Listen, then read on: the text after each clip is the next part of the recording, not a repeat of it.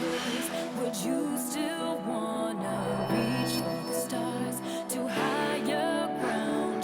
Could you let go your fear of falling? Would you give up the safe and sound? You tell your heart to take another step. You've got another 1,000 miles to go. Unbreakable, you are the champion.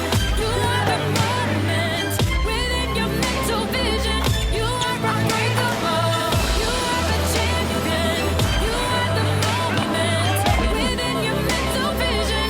You are unbreakable.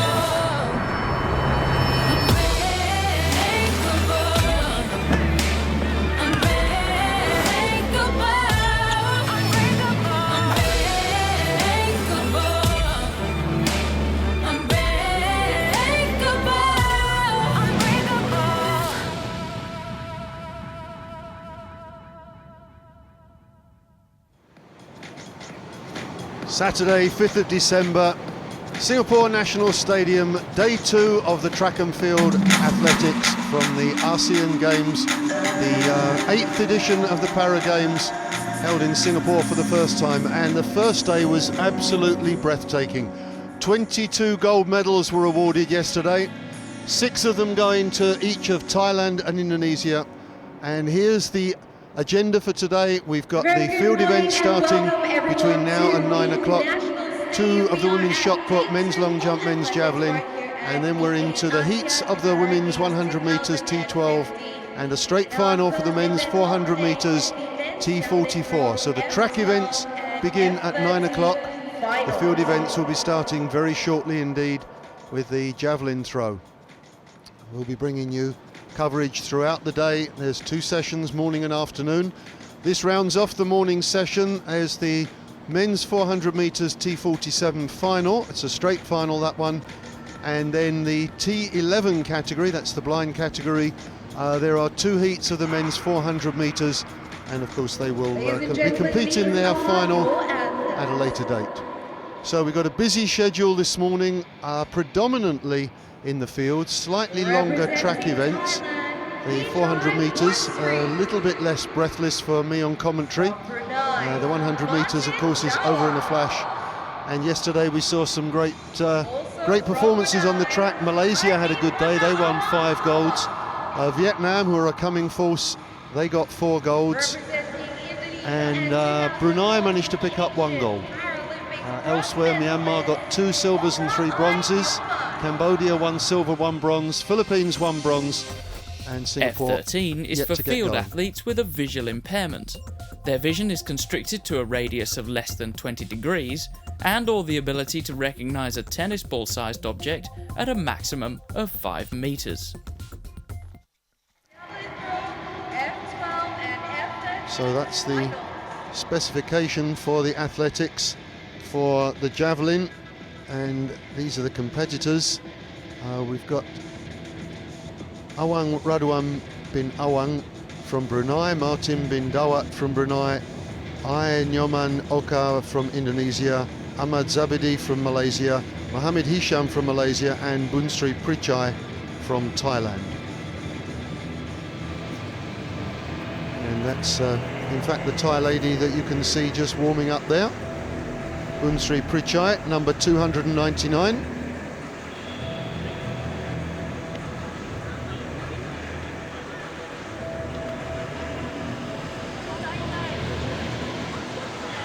The athletes just going through the last of their warm-ups.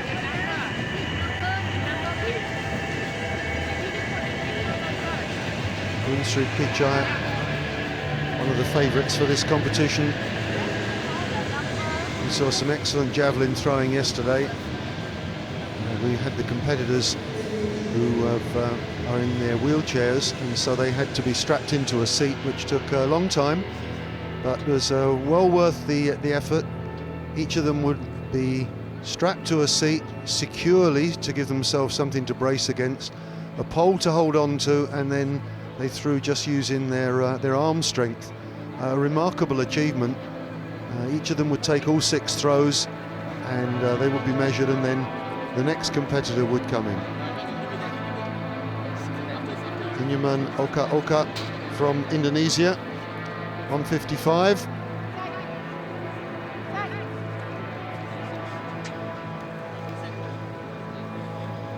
And sorry, I was looking at 155, but this of course is Martin Dawat, number 105.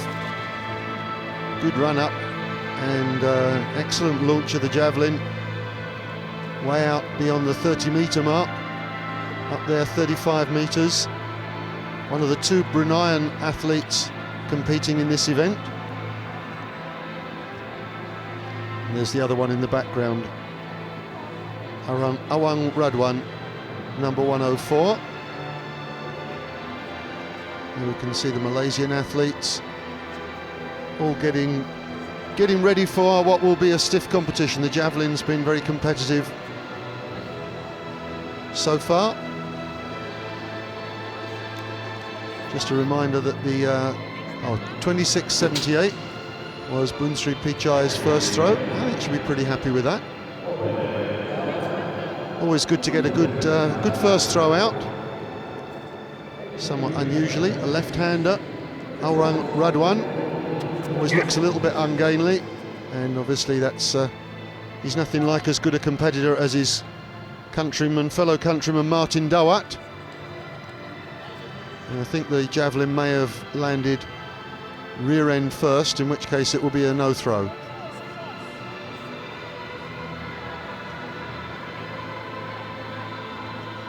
You can see a whole army of people helping out there. There are 34.85. I said it was about 35 metres. It's a good throw from Martin Dawat. Whole army of volunteers helping down here at the National Stadium. They put in a big day's shift yesterday. They've got another 4.5 days to do in total, but it's a real pleasure to be working on this event. I think everybody felt it was a very enjoyable experience yesterday. Number 155, Inyuman Oka. An explosive effort there. Did that go point first? They're looking. He's up just short of the 35-metre mark, I think. Don't think it will push Martin Dawat out of top spot. Lean athlete. Of course, the javelin throwers don't carry the bulk that the shot putters and the discus throwers do. You can see if that's a legal throw, it'll be about 33.50, something like that. Javelin throwers needing to be quick across the ground and then converting that energy into the propulsion of the javelin. 196, Mohammed Hisham from Malaysia.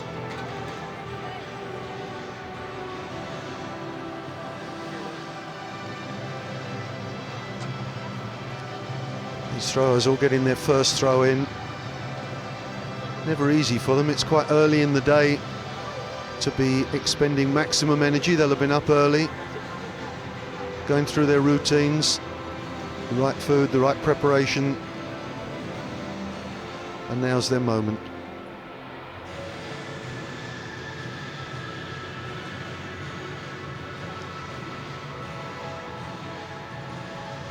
Here he goes, Mohammed Hisham of Malaysia. Well, he's gone full length and he's hurled that one out there. Well, it's way beyond the 40-metre mark. You can see it's clearly a legal throw, and he's happy with that one.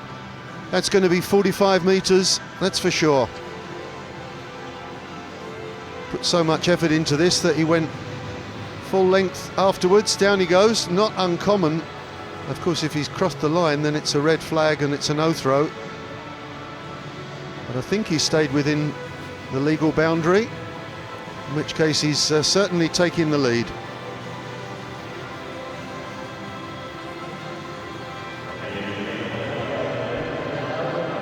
Shortly, the men's long jump in the F38 category will be getting started, followed by the women's shot put in F11 and 12, and also F46 categories.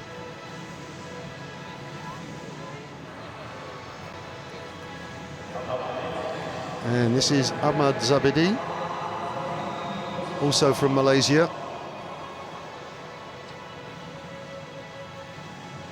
He's marking out his run-up. Of course, he'll count the number of paces. Must get the same stride length. These athletes go over it time and time and time again. So he's got the right starting point. Sometimes when the adrenaline flows, you stride a little bit longer, can take you beyond the start point. They want to get a safe throw in first time up.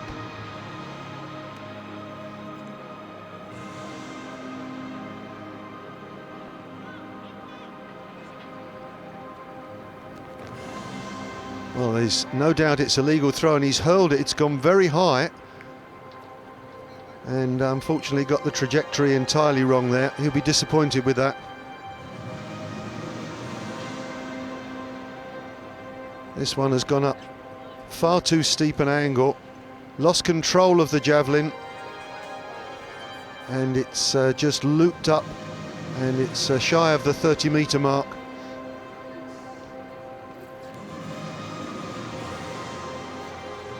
Technically a very demanding sport, javelin throwing.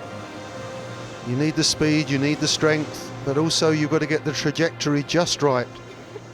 Too steep an angle and it stalls, too flat an angle and it doesn't get a chance to reach its full potential. You've got to get the angle spot on, and sometimes it's even down to the wind conditions. Okay, first round complete. Bunsri Pichai back in action. First competitor we saw.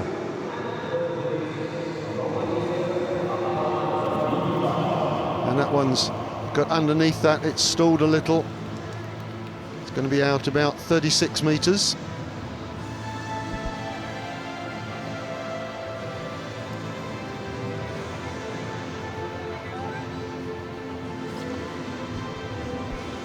This not Bunsri Pichai's favourite event. I think we saw his favourite yesterday, the shot put, in which he was the gold medalist with 11.29 metres. He won that by a handsome margin, about 2 3/4 metres.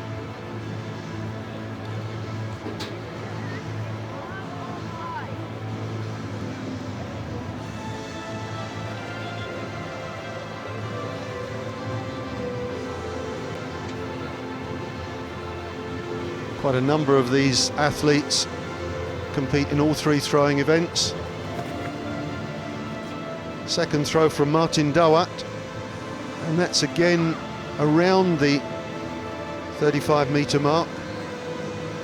Not sure that will have improved on his previous throw.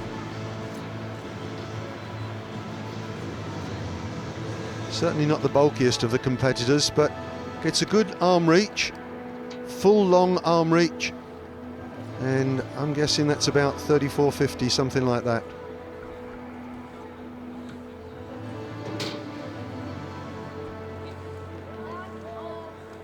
Awang Radwan, the lefty.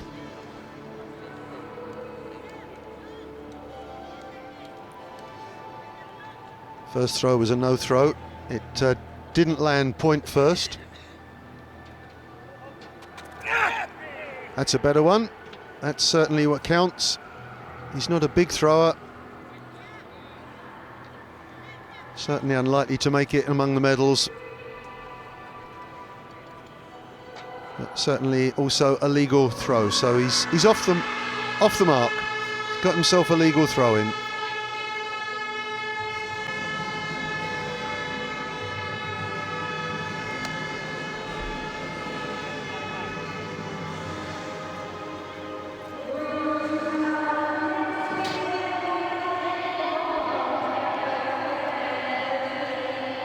Nyoman Oka. Well, we saw this man's ability, and Indonesia, their track athletes were praised by the opposing camp, Thailand, yesterday. They said Indonesia are coming on very strong. 6 golds to Indonesia, 6 to Thailand. Can they get a gold in this one? Oh, that one's stalled. That's a no throw.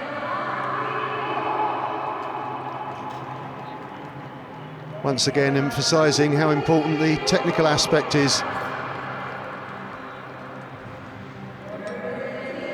This one, he gets the angle wrong. The tip of the spear goes up too high, and you can see that's no way for a javelin to fly. He's got enough strength to get it out nearly 30 metres anyway, but if he gets it right, then he's way beyond that. Mohammed Hisham. Now, the first place at the moment, 44 metres and 18 centimetres. Was a big first throw, no question. Put so much energy in the first one, he ended up prostrate on the ground. Quick across the ground.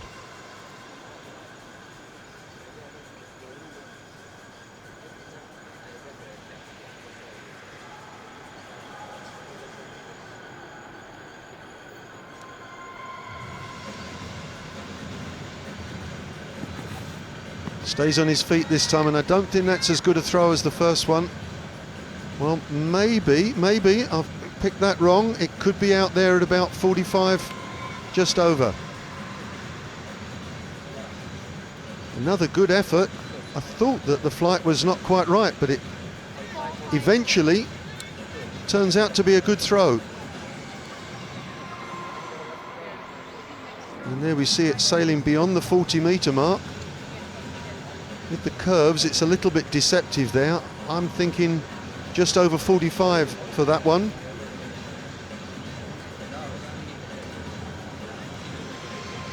Mohammed Hisham to be followed by Ahmad Zabidi. 25.76 for his first throw. Once again, his guide takes him up to the throwing mark, and we saw this before. He goes to the line. He knows that's the kind of pace that he's going to be going at as he approaches the line. Just checks with his guide that he's in the right spot.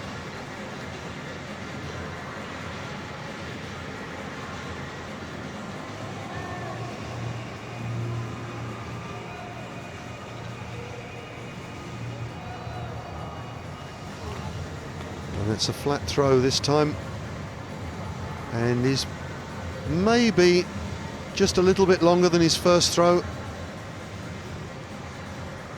Doesn't generate the power that we've seen from some of the others, Mohammed Hisham in particular.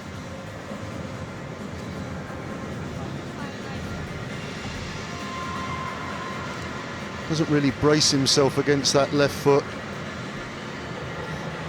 Left foot used for the brace, and you're working against that as you hurl the javelin. Now we're back to Nyoman Oka Oka.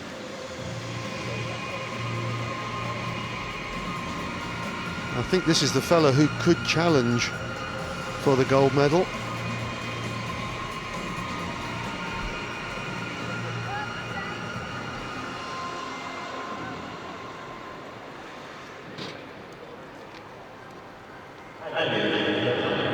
Of course, Boonstreet Pichai first to go.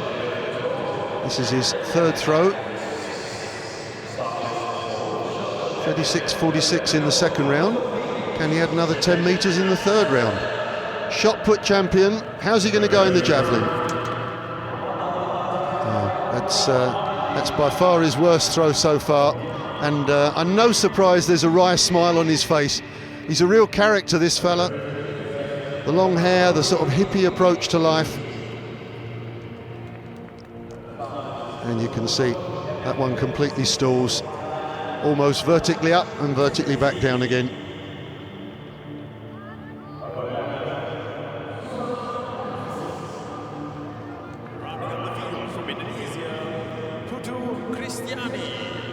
Martin Dawat, 30 years of age. Oh, it's a nice throw. That one's out there, and again, that's around 35 metres.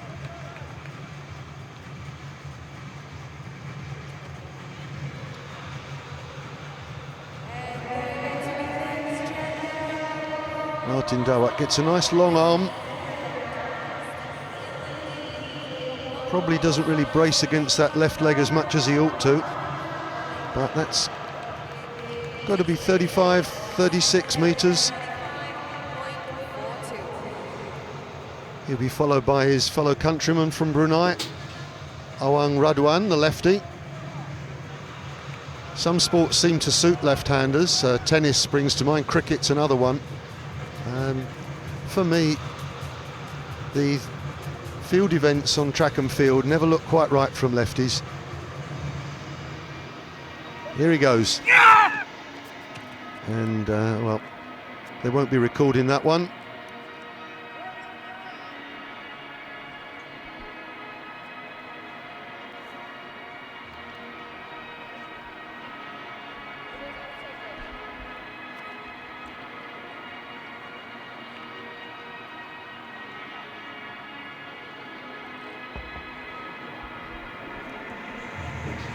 It was interesting, the reaction after the first day's competition in the track and field.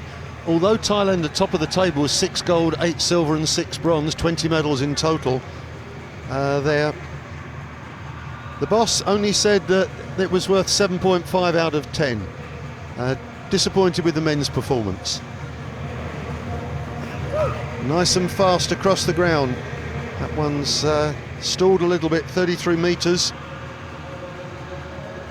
Nyoman Oka Oka, the Indonesian.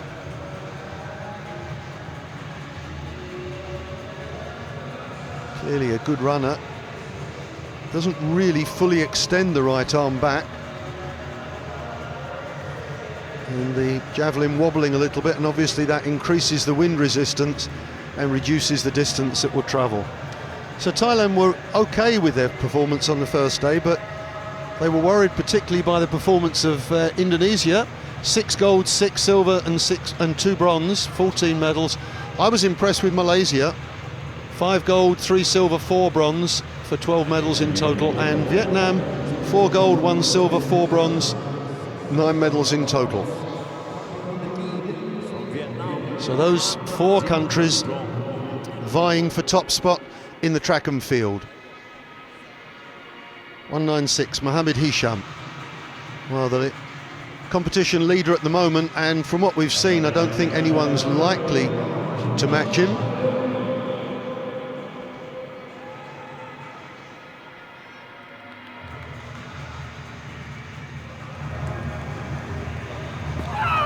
Out it goes, it's good trajectory again, it's out there, and that's a good one. We're looking at 47 metres there. 36-year-old Mohammed Hisham, good technique, and I think he got the trajectory just about right there. Out it goes, sailing on, and that's got to be 46, 47 metres. Well, we do see that with the javelin throwers, so much energy expended in going forward that they just can't stay on their feet.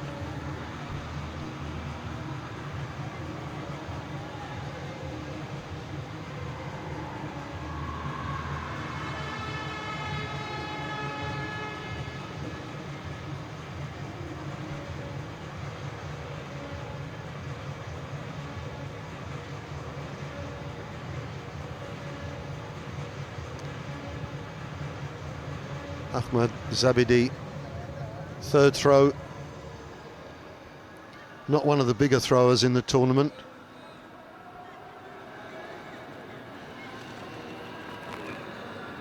He's got that one away quite nicely. And that'll be 20, 28 and a half, something like that.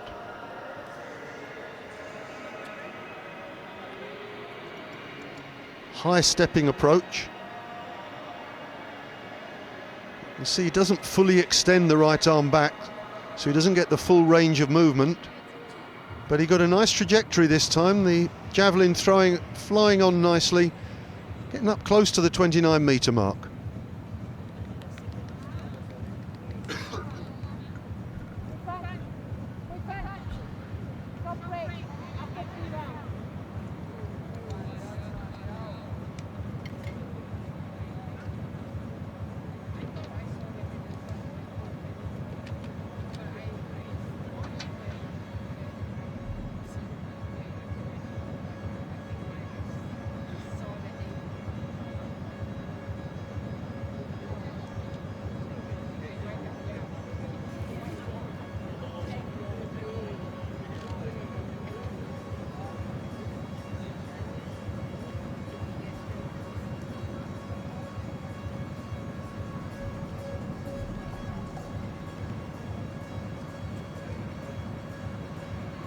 So we've got 3 rounds completed in the Javelin competition this morning. This is the F12 stroke F13, and for those of you who are not familiar with the Para Games arrangements, if the category begins with F, then you're a field events athlete.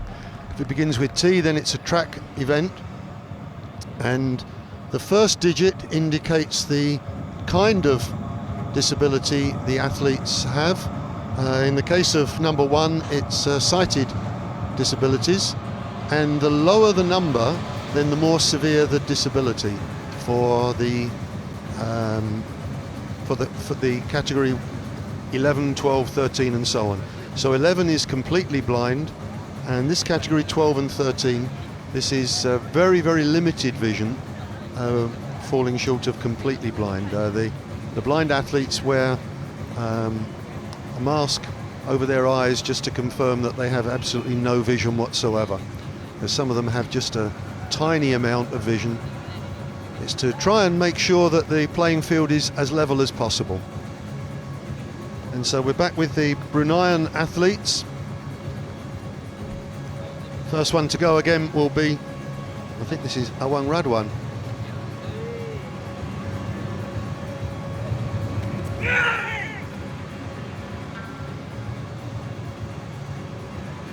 Well, I think that's possibly his best throw so far. Kept things together a little bit better this time. Gives a little bit of a hop as he delivers, and that means that he loses an awful lot of energy.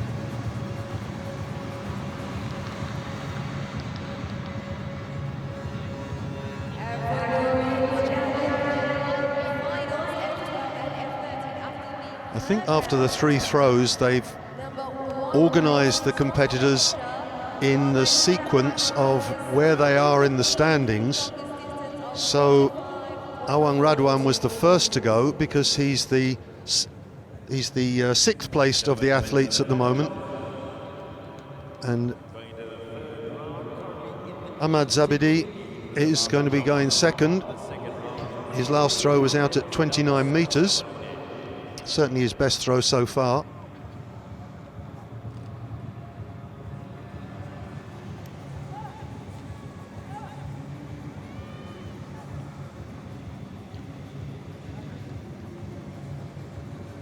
Seems to be growing in confidence as the competition goes on.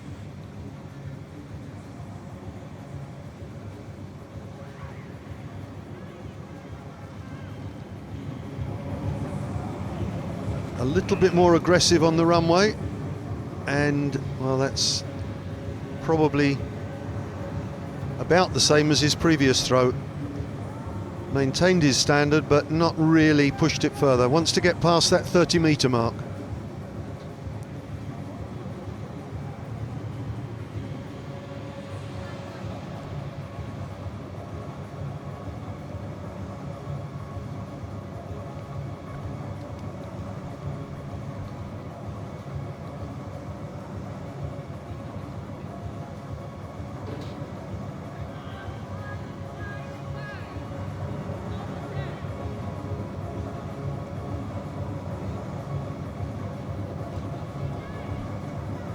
So the third thrower, 33.74 so far.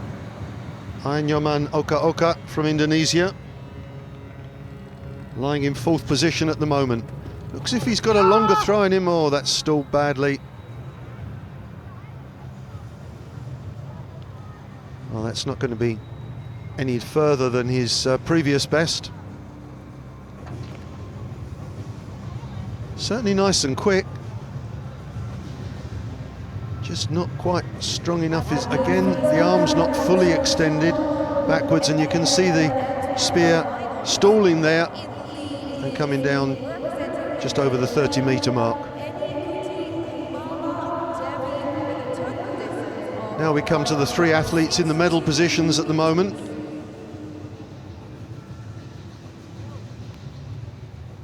Martin Dawa is the next one to go from Brunei.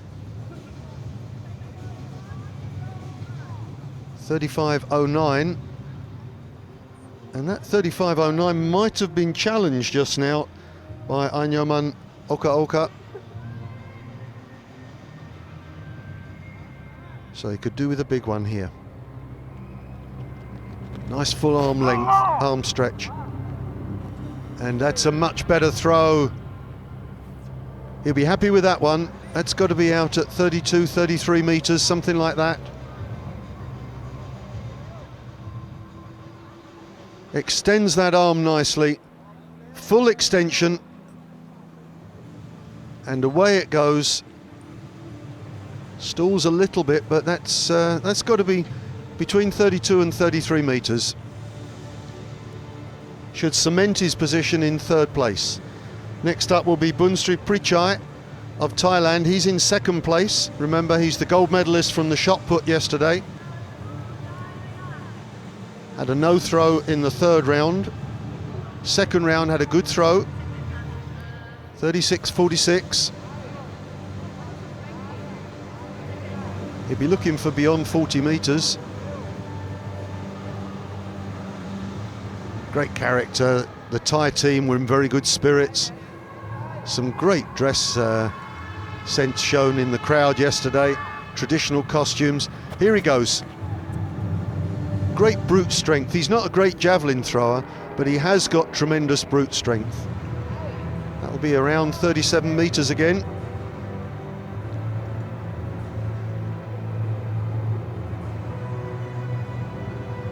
Technique all goes awry at the finish there.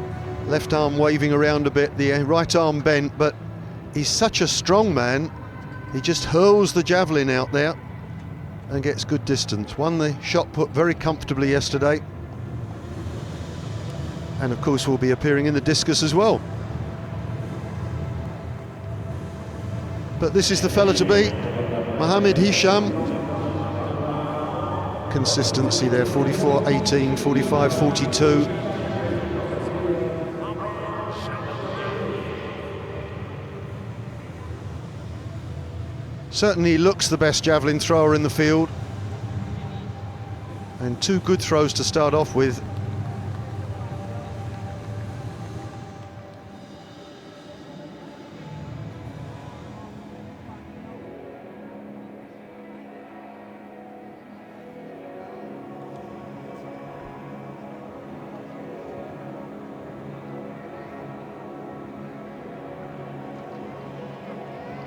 Mohammed Hisham.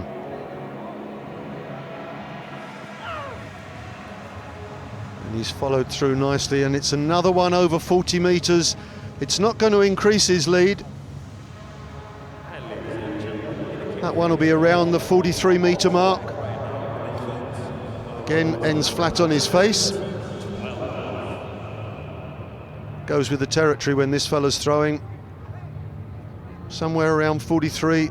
Maybe just a little bit more, but won't increase his lead, but certainly he looks to be the best thrower. And coming up shortly, we move over to the track, away from the field events, and we're looking at the 100 metres for T12. T12 is for athletes with a visual impairment. Their vision is constricted to a radius of less than 5 degrees and or the ability to recognise a moving object at a distance of 1 metre.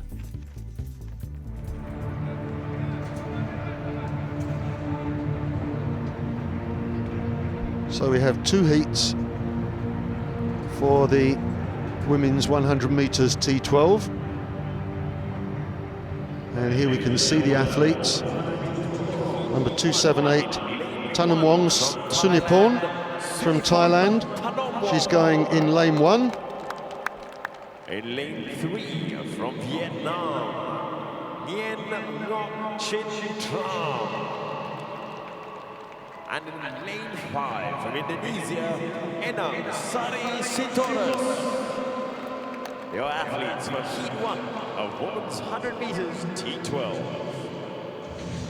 So if you weren't with us yesterday, you might recognise the fact that given that they're all running with a guide, they have to run 2 lanes apart, because although there are only 3 competitors, there are 6 athletes running. Although in lane 5, Endang Sari Sitorus is entitled to have a guide run with her. She obviously feels confident enough to run without. I suspect that's a little bit of an advantage. If she can manage to do that, then that reduces some of the variability and probably frees her up a little bit. So far we've seen that the ties have been very good, so all eyes on Sunyaporn in lane 1. So Sunyaporn in lane 1, Huynh in lane 3, Endang in lane 5. And they're off. It's a good start, and no doubt about it, Endang is away well. Out in lane 5, she's being chased down by Sunyaporn, but there's no one going to catch Endang striding away. She looks in very good form indeed, wins handsomely in 13.1, which if it stands is a new games record. Well, what a great run from the Indonesian. On the 100 meters, T12 in an unofficial time of 13.17 seconds from Indonesia, Enam Sari.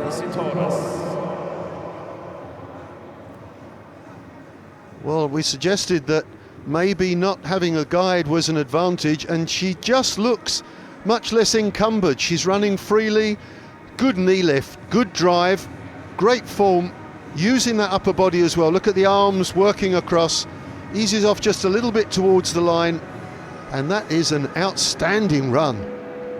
She must have established herself as hot favourite for the gold medal. That's a great run.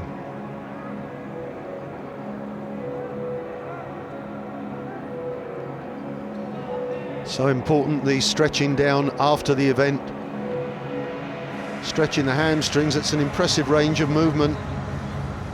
Hamstrings always the weak point for all sprinters. Just holding that left hamstring a little, and you can see there is some of that strapping on the left hamstring. Maybe it's just a precautionary measure. Hate to see her injured, because she really is a fine athlete. Hugely impressive performance.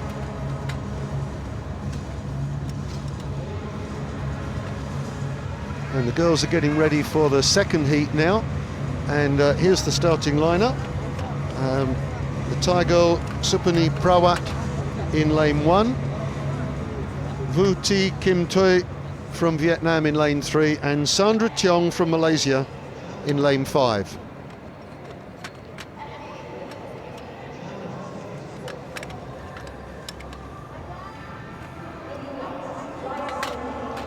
There we can see in lane 5, Sandra Tiong, competitor 186.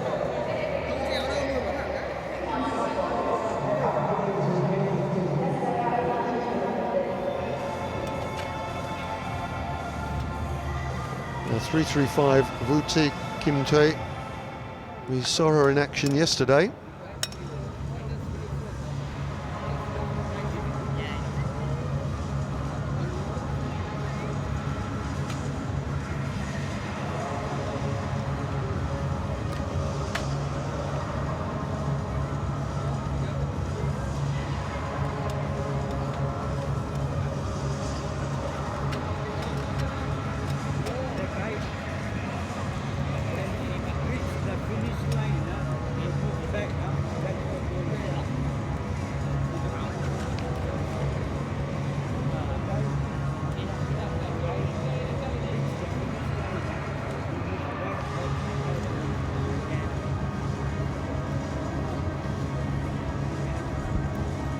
Competitor 277 there, Supani Prawat from Thailand.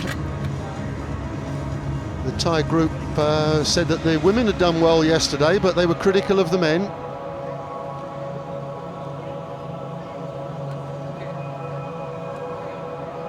Of course, they did have possibly the standout performance of the day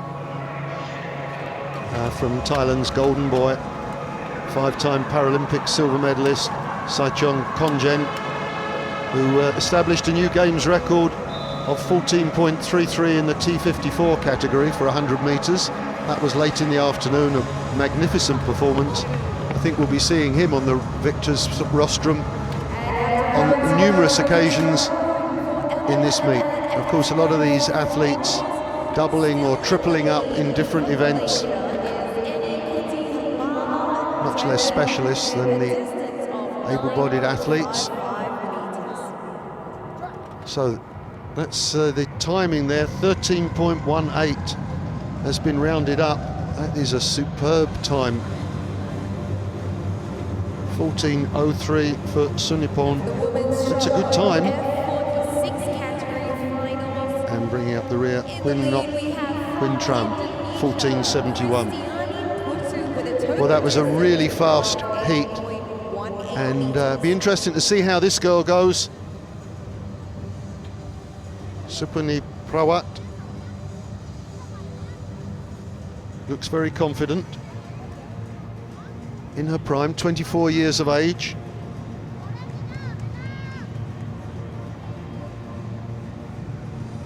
In lane 1, possibly not the favoured lane. I think the athletes like to have the sense of people around them, so lane 3 would probably be favoured here. Middle lane's always preferred. That goes to Vuti Kimtoi, and she's 37 years of age, at the veteran stage now, but still a very impressive athlete. And it's noticeable again, Supani Prawat is running without a guide, and I suspect that she's going to win this heat, and we'll have a showdown with Endang Sari Sutoros, who looked so impressive in the first heat. Keep an eye on the clock. 13.18 is the time to beat. Lane 3 from Vietnam, Vu Thi Kim Thuy. And in lane 5 from Malaysia, Sandra Tiong. Your athletes for Heat 2, the women's 100 meters T12. Well, the girls all enjoying being introduced to the crowd. I think we're going to be seeing lanes 3 and 5 chasing down lane 1. Definite medal prospect. Supani Prawat in lane 1. Vuti Kimtoi in lane 3 from Vietnam. Sandra Tiong from Malaysia in lane 5. Women's 100 metres T12 Heat 2.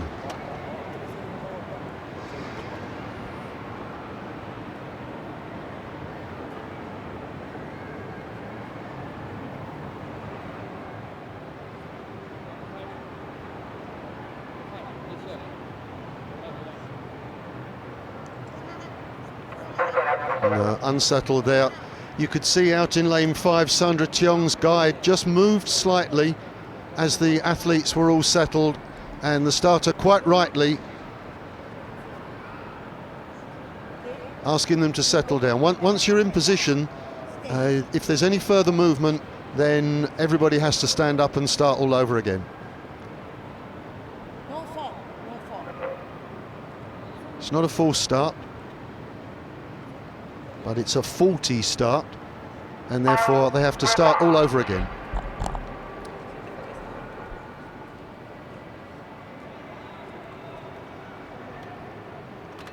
So for the second time of asking, Supani Prawat, Vuti Kimtoi, Sandra Tiong, racing here for one of the first 2 spots to make the final.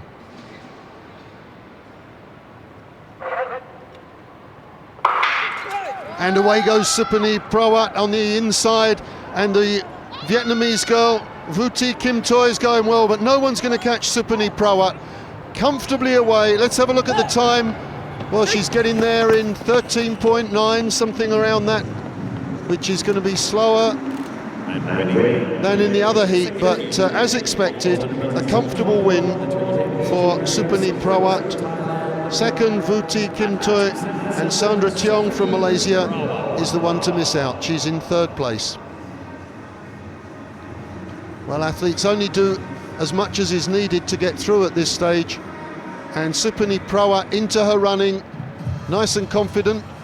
The arms a little bit low, and Sandra Tiong a little bit ragged on the outside there, but she's only 16 years of age, she's still learning, and that's a decent run from her as well. So Supani Prawat goes through. We'll check on the official timing, but certainly not as quick as the first heat.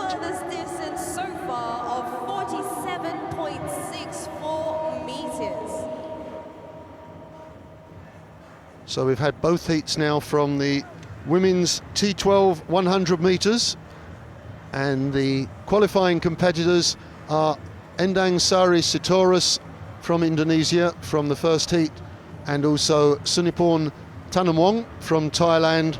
From this second heat, we've got Supani Prawat, so 2 Thais in the final, and Vuti Kim Toi from Vietnam. Malaysia, 185 Eni Kuti Hamala Devi with 10.24 meters after round 3.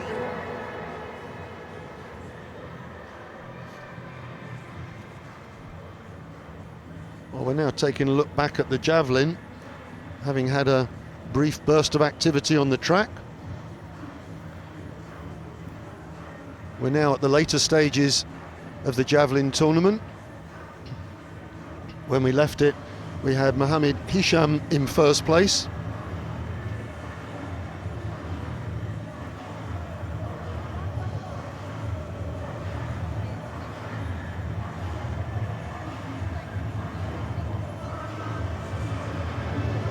Well, Mohammed Hisham working the crowd up here. Field athletes always feel that they miss out on the attention. Everybody watches the track, so they often do that clapping routine, get people moving along with them. The kids are beginning to arrive in the stadium. Mohammed Hisham, long run up. He's quick across it as well. Usually ends up flat on his face. And out it goes, and well, once again, it's around the 45 metre mark. Probably just shy of 45 metres. Consistent set of throws.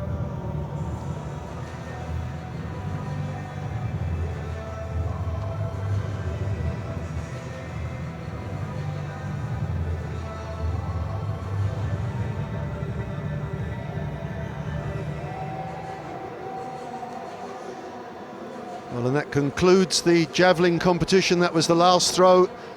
He was in first place after 3 throws. So at that stage, they start throwing in the order of 6th, 5th, 4th, 3rd, 2nd, and then 1st. He was in first place and I think has retained that position. Bunsri Pichai looks like he's going to get a silver in the Javelin to add to his gold. And yes, there's confirmation. Biggest throw, 47.64. That last one, 43.95. Look at the consistency there. Nothing below 43 metres, nothing above 47 something. So 5 consistent throws, 1 no throw in there, and an outstanding series of throws from Mohammed Hisham to win the gold medal for Malaysia.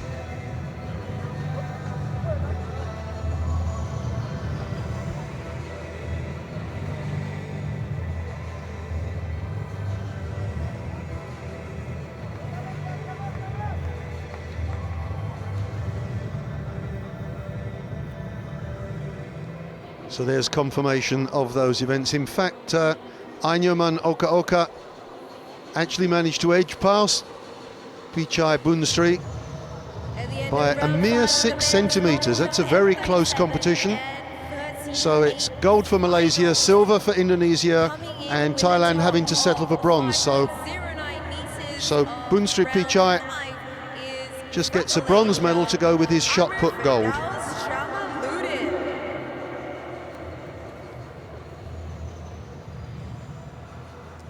Just in case you weren't here yesterday, we are very shortly going to be playing a little bit of a highlights video, just so that you can stay up to speed on. And confirmation of Heat 2, Supani Prawat in 13.92. Now that's appreciably slower than Endang Sari Sitorus.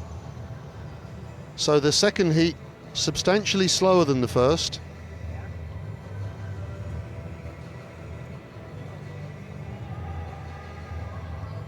.14.35 for the Vietnamese runner.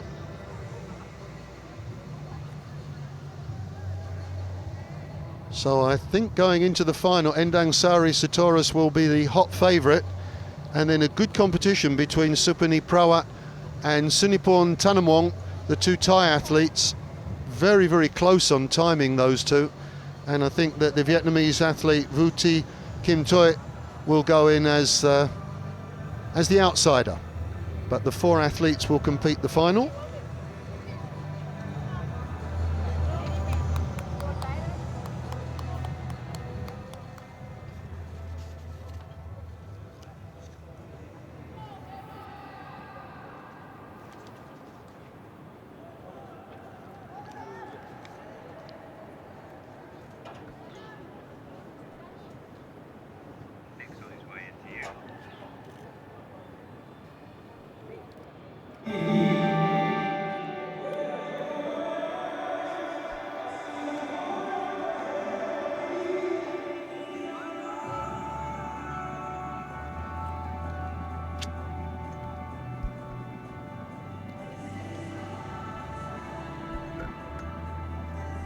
Ti Chin Huyn.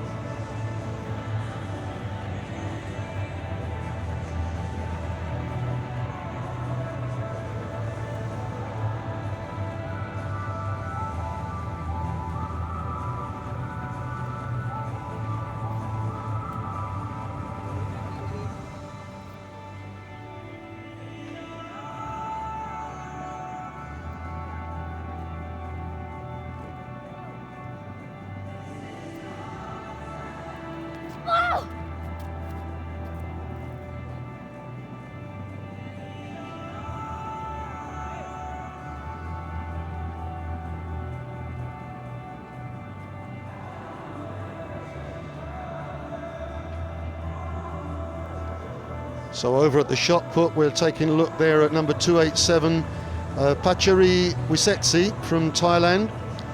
Only 3 competitors in this category of athlete. This is the F46 shot put. And in fact, there are 2 shot put competitions taking place simultaneously. There's the F11, F12 shot put as well.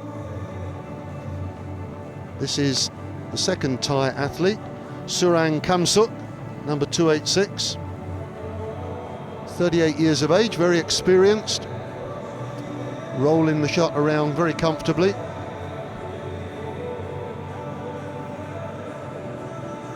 Gets nice and low, and it's a good put there. Gets decent length on it. Meanwhile, I'm delighted to say that I've been joined by Nick Applin once again. Thanks very much for coming in, Nick. I hope you enjoyed the badminton yesterday, did you? I had a great time. It was really splendid. You know, you couldn't fault any of these guys for the efforts that they put in. And so I'm looking forward to seeing a little bit of track and field this morning. Throwing used to be my event. Not shot put, but javelin. Well, Nick's missed the javelin event this morning, which I'm sure he would have enjoyed enormously. Some very good javelin throwing. Putu Kristiani from Indonesia, with a fairly distinctive hairdo. I'm happy with that one, I must admit. We see all colours of the rainbow, I expect.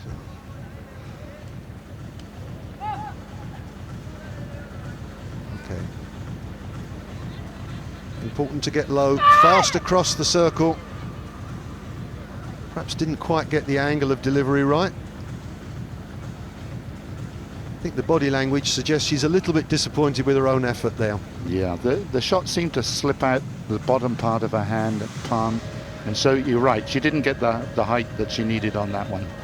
I'm surprised sometimes the shot putters will step out automatically if they feel they're not achieving what they should. Still smiling though. Well, I think there's the great thing with the throwers is there's this tremendous camaraderie, isn't there? We always see this with the big athletes. They seem to be big personalities as well, and we like that. So now this is the other part of the competition. Jeanette Aclebeda from the Philippines, and this is the T11 stroke T12 category, and you can see she's wearing the eye mask there just to make sure that there is no sight at all in there. Some of these athletes have just a little bit of sight. I think they can see things at a distance of 25 centimeters or so, and so that there's no advantage at all, they have to be blacked out unless they are certified as 100% blind. A lady with an extraordinary name from Brunei, Dignor Henson, I'm going to go with there. Competitor 101, and she's 31 years of age.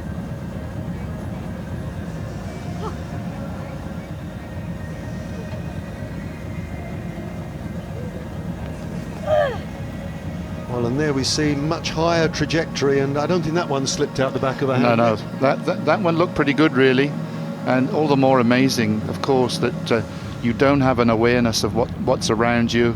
But I guess over time with practice, pretty good. Yeah, good technique there. Gets nice height on the ball. Good delivery. Got nice and low to start with. Speed across the circle is the big thing. People are often surprised how quick shot putters often are. I remember Jeff Capes, the old English shot putter, who was tremendously quick, not over a long distance, but over 30-40 metres, a flyer. I was going to pick on the same example. I met Jeff once or twice, rather imperious sort of fella, but you're right, he was very, very sharp over short distances. Win Thi Chin, competitor 331 from Vietnam, much slighter figure than the other girls that we've seen. And another of the girls who's taking part in a number of different events. And why not? You've come all this way, you've trained hard, have a go at various events. May not be your favourite. Whoops, just tipped over a little bit. But, I mean, not too bad. Maybe she has aspirations to be the equivalent of a pentathlete or a heptathlete. So she's multi-talented. This one, I think she made contact with the front of the circle. Yeah, there was a red flag there. She fell over the front of the circle. But actually, quite clearly, you can see she's more of a runner than a thrower. There we go, lost balance. And so that's a foul throw. But she got good height, good distance. And this is Emala Devi from Malaysia. No nonsense approach. Nice and low across the circle. Oh, that's a good throw. That's the longest we've seen so far. Yeah, you could just sort of tell the preparation, little moves there, idiosyncratic of somebody well practiced in shot put, positioning the shot against the neck and so on. That's right now. Although it does just drift away a little bit at the end there, but still, you're right. Good distance, good throw. Coming in third. Well, that's all four of the girls in the F11, F12. So we're back across Representing Vietnam. to our second category, Pacheri Wisetsi. With the best distance of 4.65 meters. Also from Vietnam. May just have come off the fingers a little bit there, and I think she wasn't too happy. Yeah, she stepped on the bar at the front just to say, don't bother measuring that one. Didn't like that one at all. Representing Malaysia. But still smiling. That's right. Great characters. I guess during a competition you have to get to know each other a little bit. You're going to sit with them for an hour or so, and then over the season you'll get to know each other pretty well. I think there's also this thing, on the track you're actually one against one. It's much more physically competitive. This, you just go up and take your turn, and you can admire other people's efforts. The second of the ties here, Surang Kamsuk.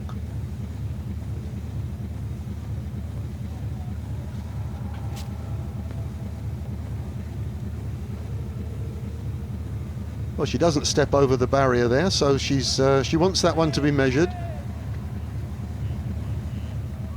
Just three competitors here, and Christiane Putu still to go with the, I don't know, what colour are we calling that hair there? Tricky. Crimson? Anyway, it's a striking hairstyle. In a situation like this with only three competitors, the -1 rule applies. And so they only give out gold medal and silver medal. So I'm afraid if there's a three-man field or three-woman field in this case, and you finish third, you don't actually get awarded a medal. Sometimes we do see some of the teams putting in an additional competitor to make it 4, so that there are 3 medals given. And I don't know how you feel about that, Nick, but I'm quite comfortable with that. Yeah, I think it's a shame that they don't get some recognition in the first place. But this is a fairly common concept. I think it happens in other sports as well.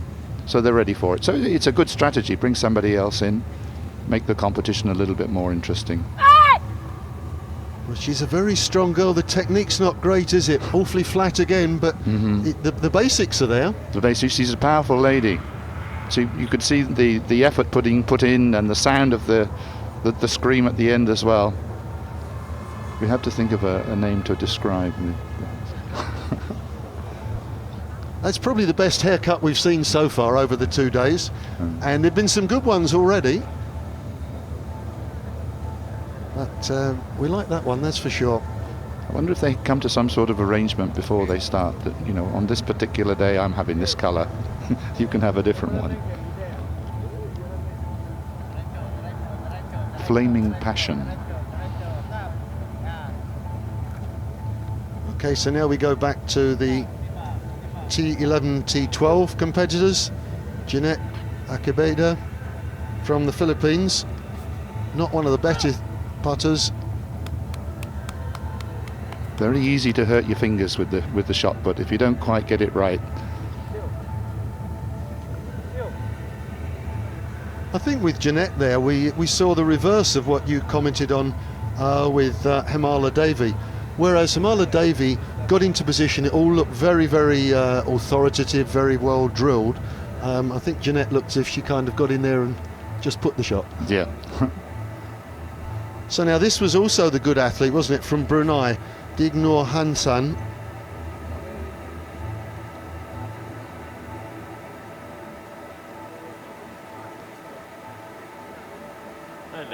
You feel that just the sense of things very, very important. The starting position, have to know exactly where you are, and then you have to trust to the drilling that you've gone through, the ability to repeat movements. This is a proper shot putter, isn't it? Out she goes. That's a good. Good putt. Very good. I wonder, she's waiting for feedback. She gets it from the putt itself. She knows how good or bad it feels, but then she needs that extra little bit of feedback about the distance, and somebody needs to tell her, look, yeah, that was great. Huynh Thi Chen from Vietnam, really very much in contention for the bronze medal, you feel. The gold will be between Himala Devi of Malaysia and Dignor Hansan from Brunei. The helping hand into the circle.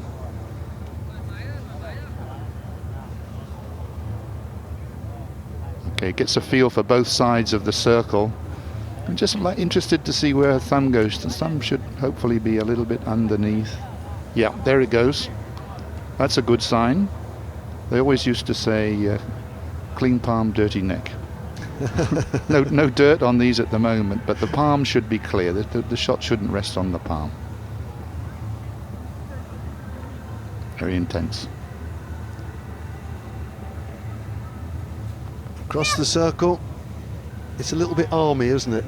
It was. You could see the elbow sort of dropping a little bit. So much of the rotational movement is important, and you've got to keep your elbow fairly high in order to do that. The guide is reassuring her, though. Presenting the victory ceremony for the men's javelin throw F55. Well, we've got a victory ceremony coming up now, so it means that we probably aren't going to get to see Himala Devi put the shot from Malaysia. I think she's the favourite for the gold medal there, but these are the gentlemen who competed yesterday.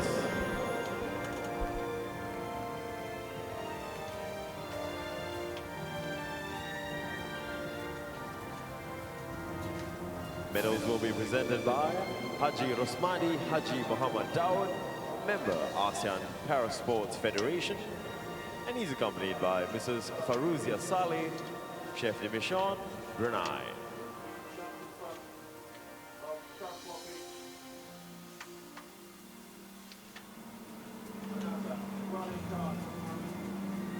Bronze medalist from the Philippines, Joel Balatucan.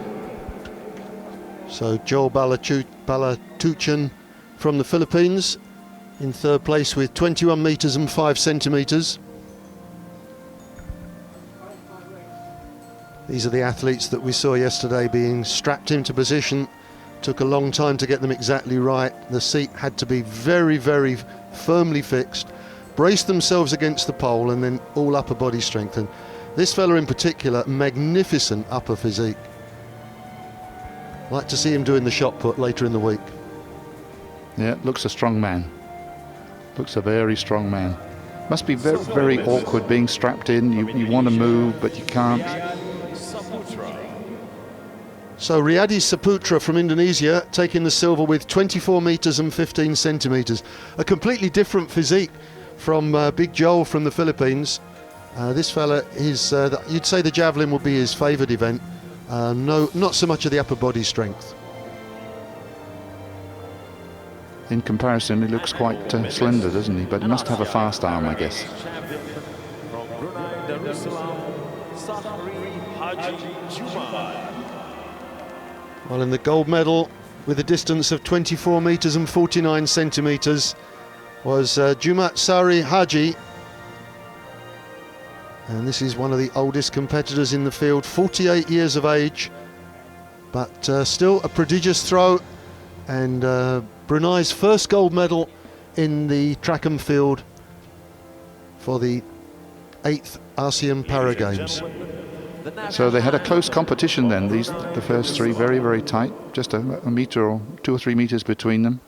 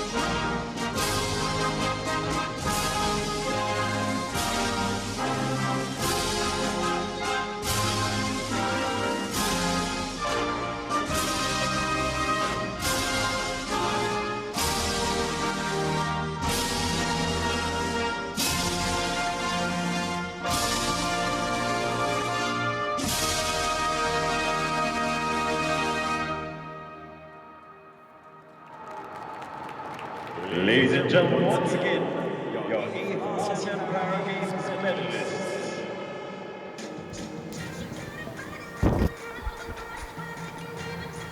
Well, that's the first time that we've heard the Brunei national anthem played in the 8th Para Games. And it was a terrific competition. In fact, the whole afternoon of javelin, it took ages to get through, but nobody minded at all. It was tremendously competitive. There were 5 competitors in this event. In 4th place was Haslam Matasan, also from Brunei, with 15 metres 50, and then Jap Sun Hung from Malaysia made up the numbers, finished in 5th place with just 13 metres 27 centimetres. But that was a good competition. And at the same time, we had the F56-57 javelin tournament going on, and there were 7 competitors in that field. So we had 12 javelin throwers, and each of them being strapped into position and then taking all 6 throws sequentially. And it was a great afternoon's entertainment. It took a long time, but the crowd enjoyed it. It's a good visual spectacle, the javelin. And I'm sure these guys, they're used to the system, to the protocol. You know, they have to get used to it anyway. But maybe they think, well, the longer we're here, the better. We can enjoy the place even more. As the men's T44 and T47 400 meters champions will be crowned. This is the 8th ASEAN Para Games, proudly sponsored by main sponsors Cycle and Carriage, Deloitte, FBT, and Mediacorp. Official sponsors 100 Plus, Andaco, Citycorp, City Neon, DBS, Focus Media, Havas Media, Safa Radio, Suntex Singapore, and Yonex.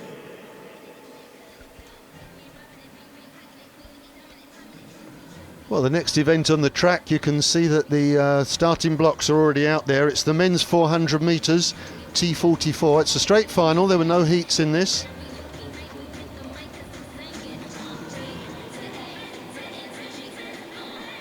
On the starting list, we've got 6 names, 3 from Cambodia, 1 from Indonesia, 1 Myanmar, and 1 from Thailand. You see yourselves on screen. Give us a little hello. Wave good morning. Oh, we got some volunteers there. How's it going, guys?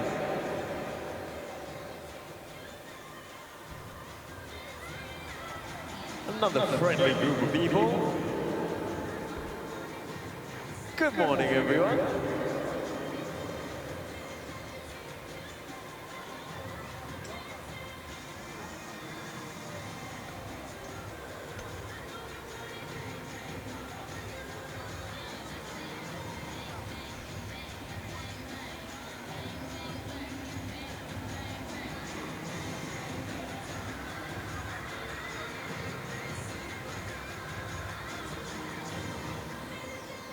So this is confirmation of the What's up, guys? men's How's it going?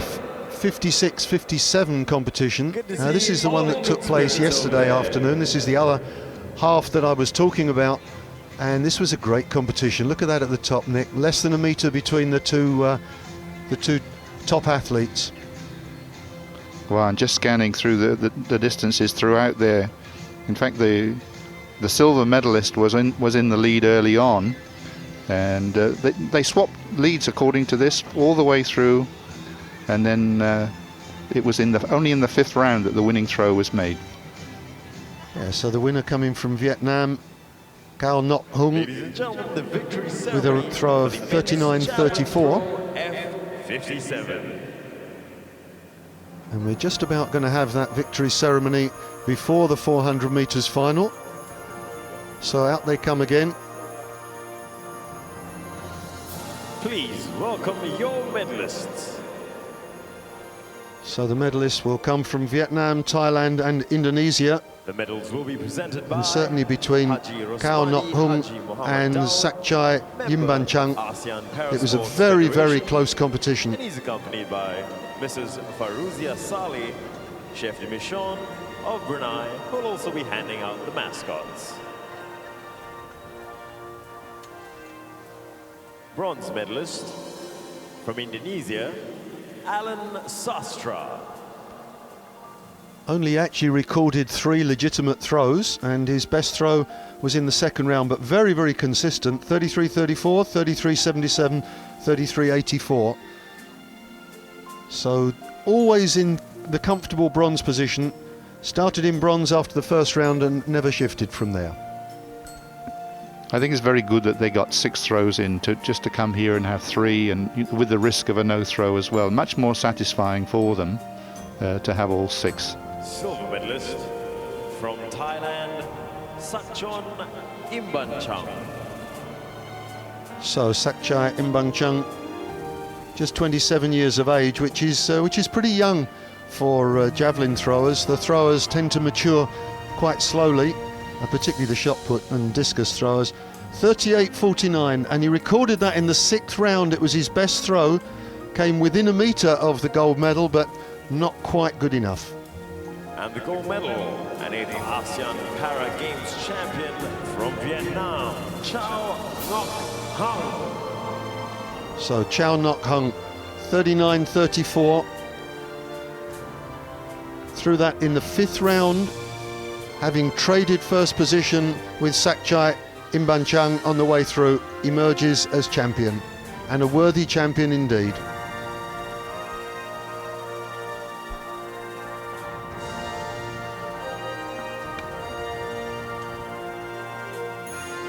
Ladies and gentlemen, the national anthem of Vietnam.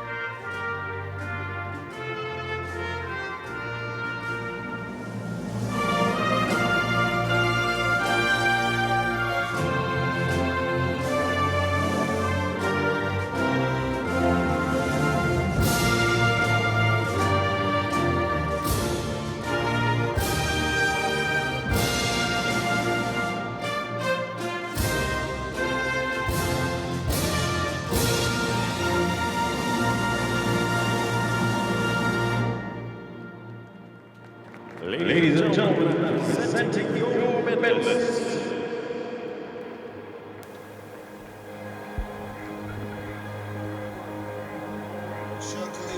Well, it's unusual to see the gold medalists being so much smaller than the silver and bronze medalists, but generates a lot of strength in that small frame. I was going to say this is very unusual. These guys normally very much taller, but he's got something for sure.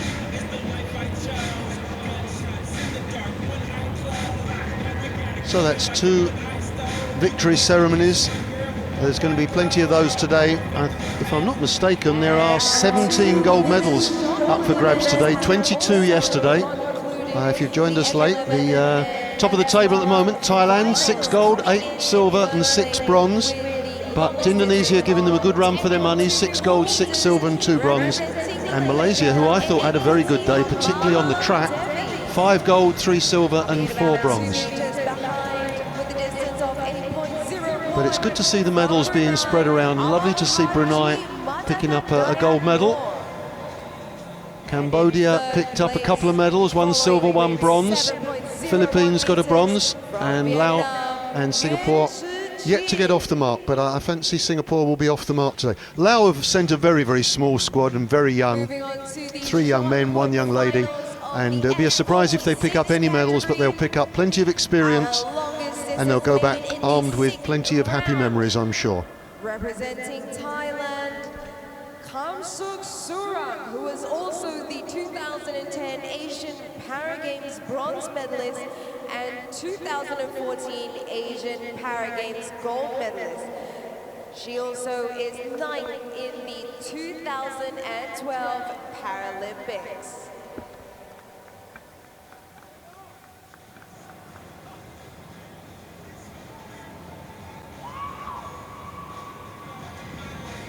Ladies and gentlemen, if you can direct your eyes to the track.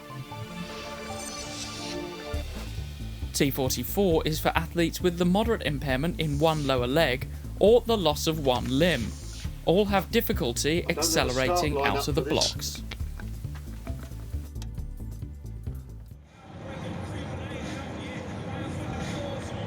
We don't have...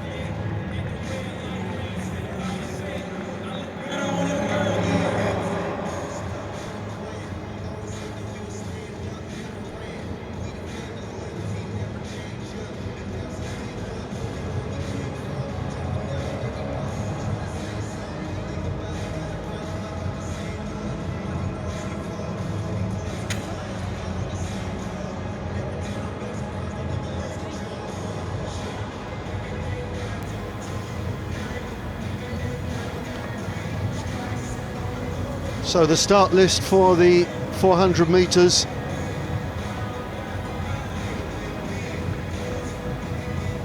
And we've got 3 Cambodians going in this. 1 from Indonesia, 1 from Myanmar and 1 from Thailand. Number 125, San Mao or Mao San from Cambodia. 123. Nok Kim Ho, also from Cambodia. He's going in lane 3. Out in lane 5, they've got competitor 122. That's Chimpan. He's the 3rd of the Cambodians. 168, Wagio from Indonesia. Lane 2, Kyo Kyo Win.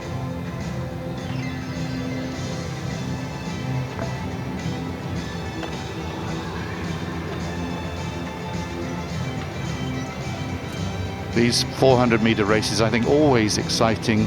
The tension can build up. These guys, they're sprinters. It's not like this is middle distance. They're sprinting hard all the way. And I hope really that we get a very tight finish.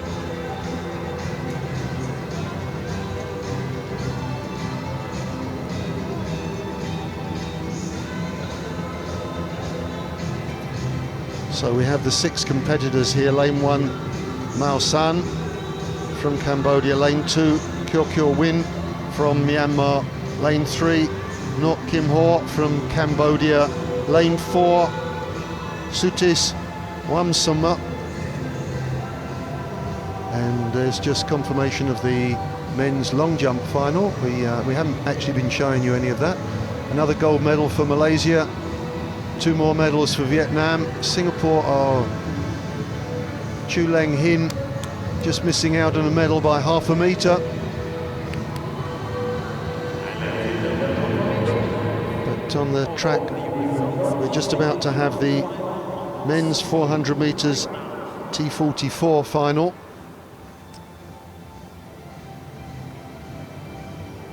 And these are athletes with one lower limb incapacitated, usually from amputation, not always, but usually from amputation. So we'll see a lot of the Blade Runners in action.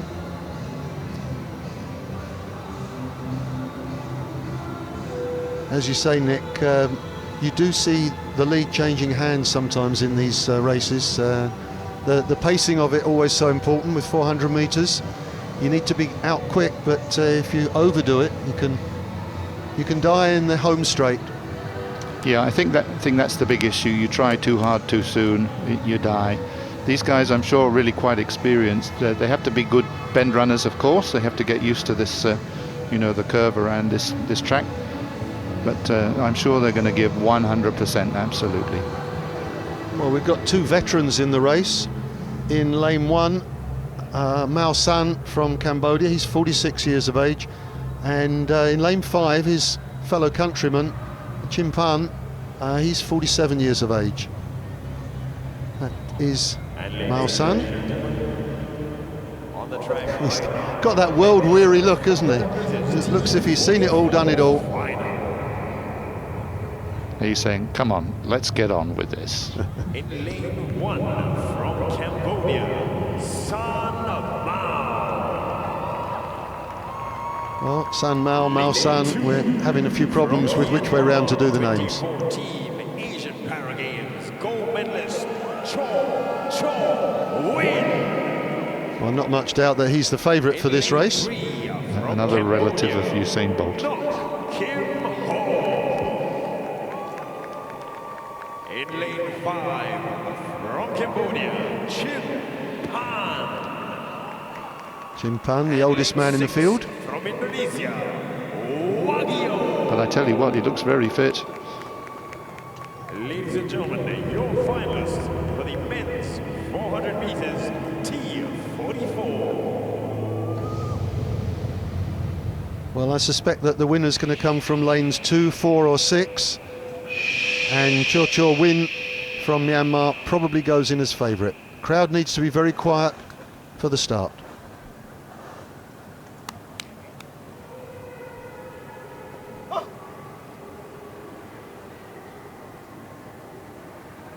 Lane 1, Mao San. Lane 2, Cho Win. Lane 3, Nok Kim Ho. Lane 4, Sutis Wamsamut. Lane 5, Chim Pan. And lane 6, Wagio from Indonesia. Tense moments for all the athletes.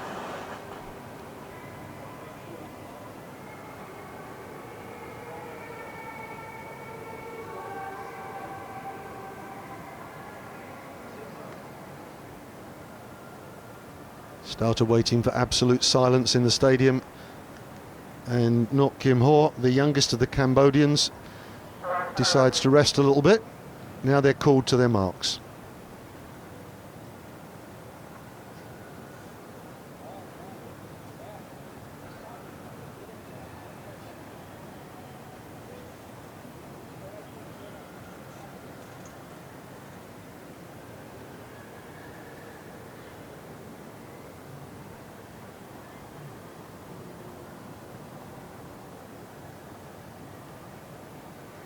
Favourite, Cho Win from Myanmar in lane 2.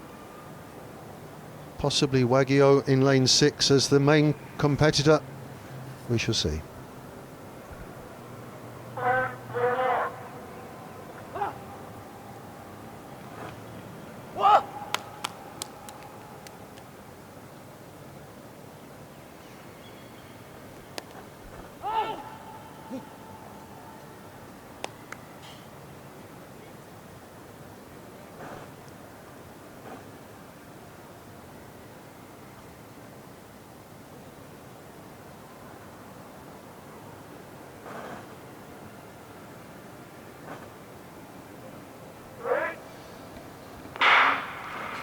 Well, a nice clean break.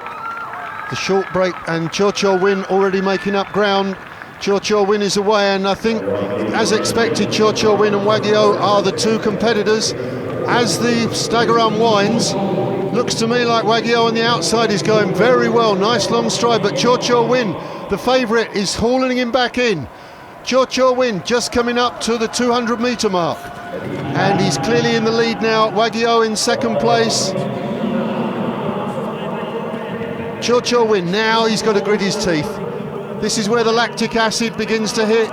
Cho Win's got to start a lead of maybe 10, 12 metres. He's coming away, the Burmese. He's going to be the champion. Wagio put in such a lot of effort early. He's being hauled back in. Chimpan is coming back at him. But no one's going to catch Cho Win. Great victory from Myanmar. Second place, Wagio. Chimpan, the veteran from Cambodia, takes third. And to add to that, a new games record, 55.37. That's remarkable running. Actually, 55.37 is a really good run, Nick, isn't it? I did some veterans athletics, and at the age of over 40, I was pretty pleased to drop just under 56 seconds. That's a good run. And he timed his effort very well, got off to a good start. Always important to get into a good start, and then it's a question of rhythm, isn't it? You maintain a fast pace, but not one that is expending all of your energy. No, he ran the perfect race, really. The only signs of fatigue came in the final straight there, but by that stage, he was 15 metres up, no problem at all. And if you're not showing signs of fatigue in the latter stages of 400 metres, then you're not really trying, are you? It really is a brute of an event. You get to that stage where everything's beginning to hurt. And Wagio on the outside, you could see he was tying up badly towards the end, but Chimpan, I'm thinking Chimpan, at the age of 47, this is a tremendous effort. And if it had been about 30 or 40 metres further, he'd have got the silver there. He was hauling Wagio back in. Just couldn't quite get there, but gold, silver and bronze, a tremendous race. Cho Win from Myanmar, 55.37. Great time. I'm far too embarrassed, but I'll report that I never got anywhere near that even when I was a youngster. You did admit earlier you were a thrower rather than a runner. So that's the first of the 400 metres finals, and I have to say, a tremendous event as well. And the next event will be another men's 400 metres, this time T47.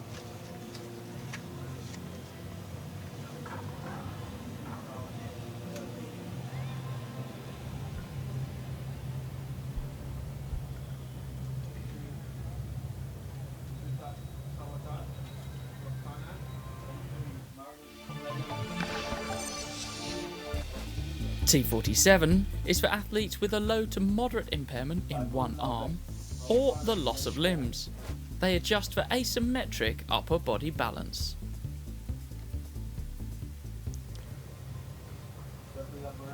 So the T47 athletes, and confirmation of all the competitors there. We'll just run through those shortly.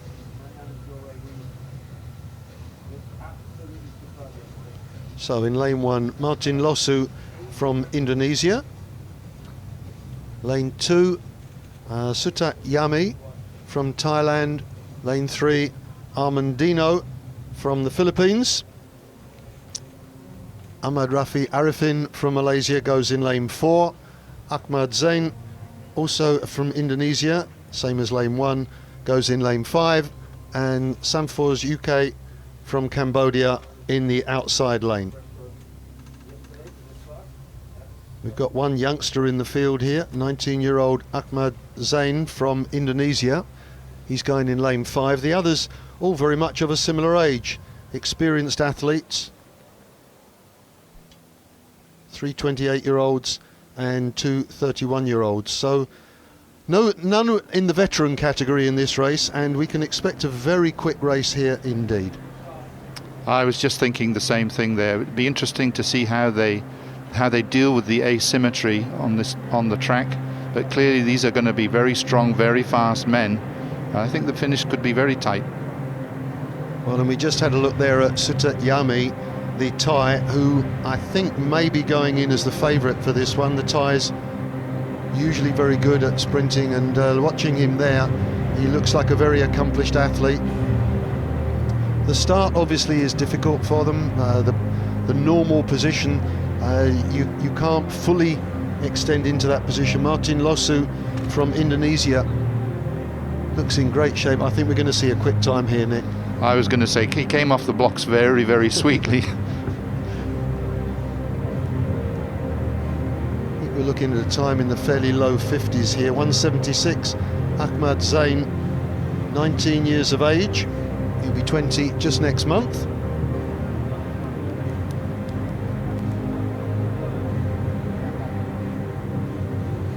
And you can see on these athletes they've got great upper body strength as well. Very important for 400 metres runners.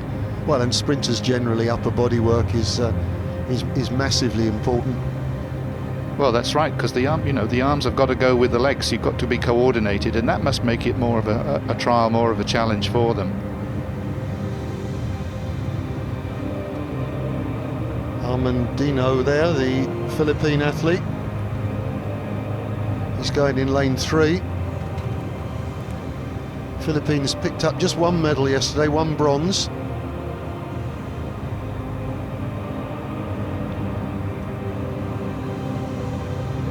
Very athletic, moving, strong legs of course, but athletic with it, very supple. That's Samphors UK from Cambodia, out in lane 6. This one, Ahmad Rafi from Malaysia, he's going in lane 4. Very, very lean.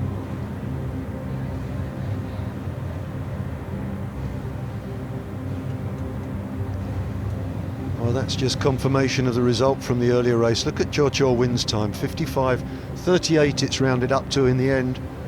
But 3 athletes under the minute mark, which is really good effort from these guys, and a terrific race.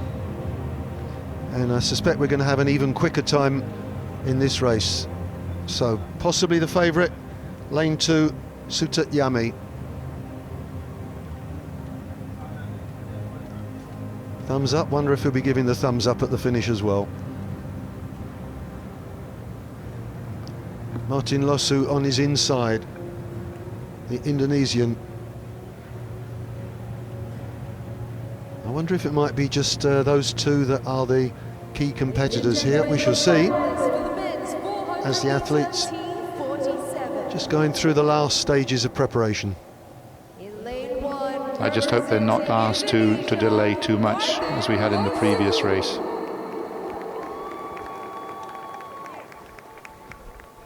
In lane 2, representing Thailand, Sutat Yami.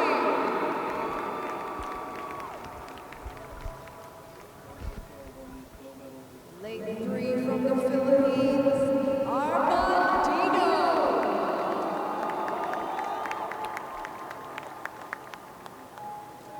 Lane 4 from Malaysia, Ahmad Rafi Arifin.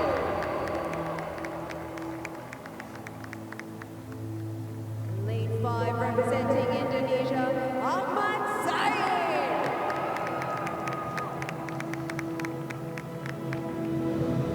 And in lane 6 representing Cambodia, Sampos. Ladies and gentlemen, these are your finalists.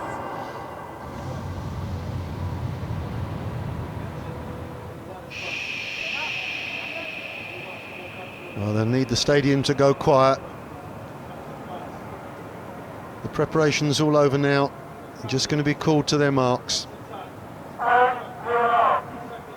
Martin Losu, lane 1. Sutat Yami, lane 2. Armandino, lane 3. Ahmad Rafi, lane 4. Ahmad Zain, lane 5. Uke Samphors in lane 6. Men's 400 metres, T47. We're ready to go.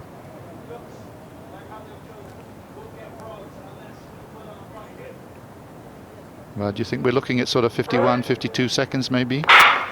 Well, let's see. It's a nice clean break, and certainly Ahmad Zain has got away nicely out in lane 5. On the inside, it's difficult to judge. Ahmad Zain has gone off very quickly. He's a young man. He may have been a bit over-ambitious. Now on the inside, we've got Martin Lossu is coming through very well. I fancy on the stagger, Martin Lossu might just about be ahead and battling away with Ahmad Zain. And the big competitors are coming through on the inside lanes now. We've got in lane 3, Amandino going well, but in lane 1, Martin Lossu, he's chasing down Ahmad Zain, and Amandino has been dropped off now, and it is number 1 Martin Lossu coming through on the inside. Indonesia in first, and certainly Ahmad Zain tailing off badly. Sutat Yami coming through with a late run, but he's only going to get silver, and in bronze position it's Amandino. Well, an outstanding race from the competitor in lane 1, Martin Lossu. What a performance. Well, his timing was just right, wasn't it? He could see the man well out in front, but he didn't overdo it. He timed it well. There's a happy man at the end.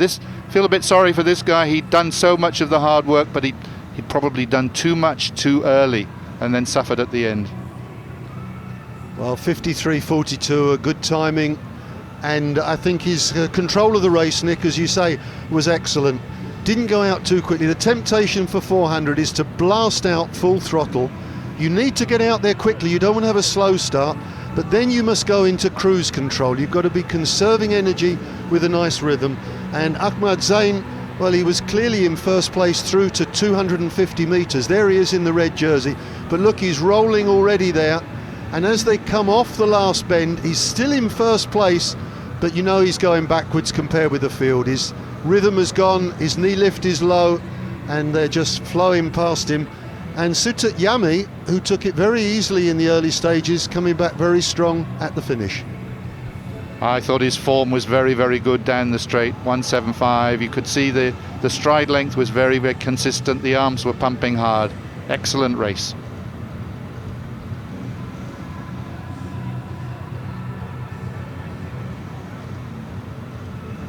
It's a good event, 400 metres, isn't it? There's enough time to enjoy it.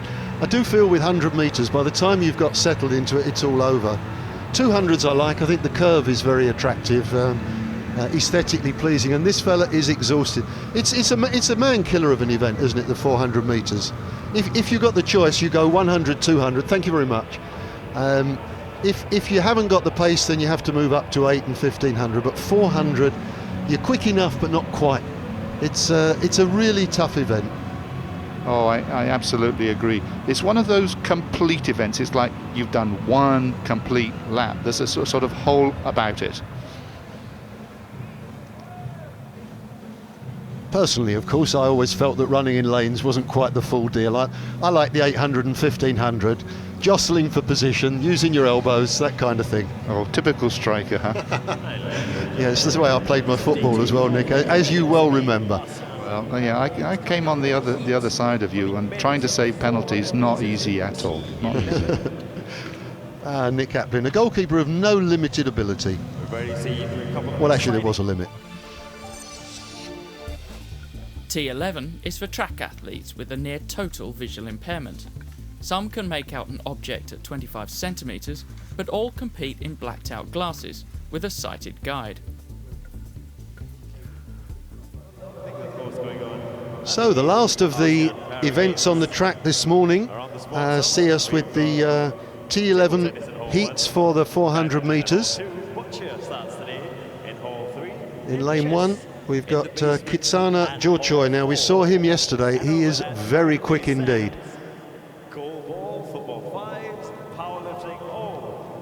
Lane 3, Teptida Bumpet from Laos, we saw him in action, he's one of the youngsters. Lane 5, Sunoto from Indonesia, we saw him in action yesterday as well. And Ken Teptida, also from Laos, out in lane 7. So the two Laotians are young boys. Bumpet Teptida, he's 20 years of age. Ken Teptida, he's just 16, and he's only just 16. Last week was his birthday. the more experienced athletes from Indonesia, Sunoto. He's 34 years of age, and Kitsana Jorchoi, who's probably going in as favourite here, he's 29 years of age. I think even more stress for the guides in this race. You know, the shorter sprints, it's all over fairly quickly. This one, they've got to keep pace. They've got to be coordinated, smooth with the athlete. This is a real test of togetherness. So there'll just be the 4 runners, and they're separated by a lane. The guides will be there with them. It'll be very interesting to see how this works out. There's confirmation of the result of the race that we've just seen. Martin Losu from lane 1, 53.46, a beautifully timed run. Sutat Yami, who came with a great late burst from lane 2, 53.97, and Amandino picking up another medal for the Philippines with 54.48. Poor old Ahmad Sain, well, he's a youngster, he's still learning the game, 56.90, but he led for 300 metres and really died the death in the home straight. So in this heat that we're about to watch, the 400 metres T11, we've got Sunoto, who made the final of the men's 100 metres yesterday and came out with the bronze medal. We've got Kitsana Jorchoi, who had to settle for the silver medal yesterday in the final, and the 2 young Laotians who went out in the qualifying round, didn't make it to the final, but will be hoping that they can make the final this time around. As Nick's already mentioned, there are the guides running as well, so there are 8 athletes running on the track, although only 4 are actually in competition. So we've got 2 heats, and the first 2 from each of the heats goes through to the final.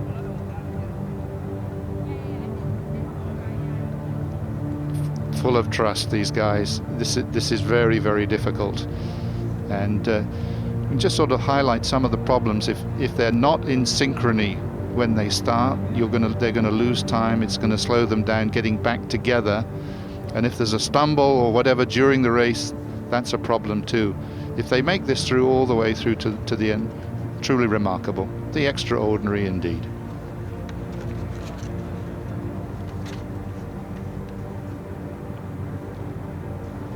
Although we've got the silver and bronze medalists from yesterday's 100 metres in this final, interestingly, the winner of that 100 metres is not going in this. I'm not all that surprised. It's Abdul Halim, who is a genuine flat-out sprinter. He was 11.78 yesterday for 100. He'll be a serious competitor for 200, but I think an athlete that's that quick, 400 metres can be a little bit of a big ask.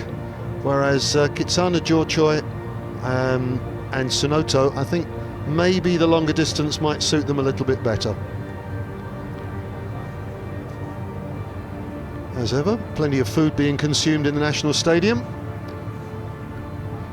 If you're in Singapore and you've got nothing to do, then why don't you come down to the stadium today or tomorrow?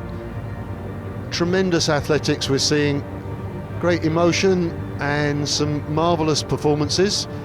And if you come down to watch, you could even see yourself on the big screen and make a fool of yourself by waving to all of your friends. And bring your makan along with you. Yes. Well, she's really embarrassed, isn't she? Fancy being on the screen in that ridiculous position.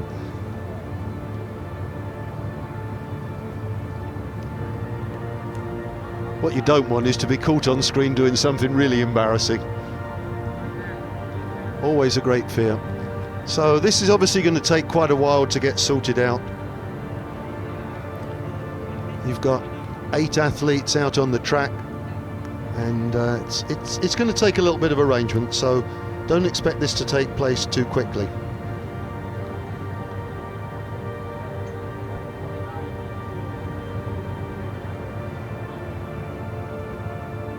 There we go, highlight for all the kids there. Oh look, we're on that one as well, and time for a selfie. Where would the world be without selfies, eh, Nick? It's a new world out there. I decline to comment on that. So confirmation of that great win from Cho Win. Wagio in second place and Mao San and Kim Ho Nok in 3rd and 4th place respectively. And the Thai athlete Sutis Wamsamut didn't start, and the other athlete failed to finish. So we only had 4 finishers, and we've only got 7 competitors in the T11 400 metres. We've got 4 going in the first heat and 3 going in the second heat. All 3 of the Laotian male athletes are competing in this. All of them youngsters, 20, 16 and 18.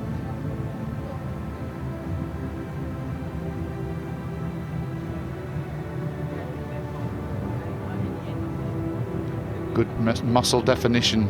Just sort of having a look at these guys, in very good shape. And the guide, of course, he has to be just as fit as his teammate. Well, you're looking at the guide needing to be able to run sub 55. So you've got to be a reasonable athlete yourself and then spend your time working with somebody else. And it's a selfless thing to do, and it's a marvellous relationship that these guys can develop. Obviously, it requires a high level of trust to be running virtually flat out and to be relying on somebody else to be going flat out alongside you and giving you instructions at the same time. And these are very much the unsung heroes of this kind of event. So confirmation here of the starting lineup. In lane 1, Kitsana Jorchoy. Lane 3, Bumpet Teptida. Lane 5, Sunoto, and lane 7, Ken Teptida. The beautiful young lady behind you can give you a hug. Big hug. Okay, maybe not. Got a young lady in the blue t-shirt. Let's see if she sees herself. And it's the hug cam. Give each other a big hug. Or a kiss, you know, that works as well.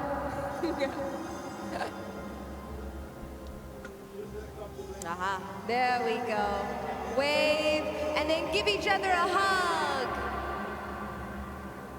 Well, we're looking at all the cabling there, Nick, and you might like to explain the little speaker behind each of the set of blocks there. We can get it with these girls. Well, my understanding, of course, is that particularly in a noisy stadium, that these runners, they can't see, but they need to respond to sounds, the sound of the starter. And if, of course, there's a false start, they need to get reinforcement on that as well. And of course, the old days when you were at school athletics, where the starter's gun went off and there was just one gun, you heard it from the same direction. Nowadays, the speaker behind each set of blocks means that everybody hears the gun at exactly the same second, or split second, and so it makes things fair between all of the athletes. And it's been a little bit noisy in the stadium. We've seen 1 or 2 problems. We saw one of the athletes just standing on the blocks and not realising that the race had started yesterday. That was awfully sad. But generally speaking, they've gotten away nice and smoothly. And so many of these faces in the crowd we're recognising from seeing them on the track yesterday. The athletes all come out to support one another. There's a great carnival atmosphere. It's very competitive, but there's also this collegiate atmosphere that we're all in this thing together. We're all part of the same thing. Massive 265 athletes taking part in track and field altogether. 22 finals decided yesterday, 22 gold medals, another 17 today, and that's only the first 2 days of action. So we've got a lot of medals still to be awarded, and there'll be a lot of action ahead for everybody. Or you could just wave, that works too. Must be a tough job for the electricians there. They've got to make sure that all 8 of the starting blocks are configured. You can't leave one out, you can't miss one. And one wonders if they'll adopt the system that happens in swimming, that there's a vibration as well as a sound. And now your hug. And we dance a little bit. Moving to the music. Well, and just picking up on what Nick says there, we're hearing from the stadium that the wiring is off. Now that's a lovely moment. That's a classic moment, isn't it? Oh, and the V sign to finish off with. Well done. She acquitted herself well. Nice sense of rhythm there. But yeah, we're hearing that the wiring is off at the moment at the start, and that's going to take a little while to sort out. So there'll be plenty of these posing for the cameras and selfies and Wi-Fi's and all sorts of things going on, because as you said, they've got to get it sorted out at the start, and everyone's enjoying themselves, no problem. But it is going to take a little while to resolve this wiring problem, which of course is very frustrating for the athletes concerned. Let's see, can we get a little dance out of you guys?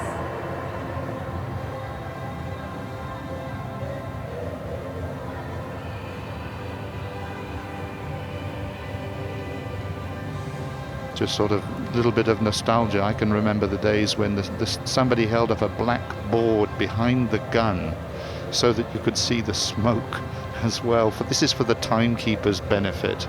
That's the other thing. The timekeeper's on the other side of the track during a 200 meters. They need to know when the gun goes off. On camera. Goodness me, Nick, I'd forgotten about the black ball being held up in the background. Absolutely, they were great days. And there's people coming in of all ages.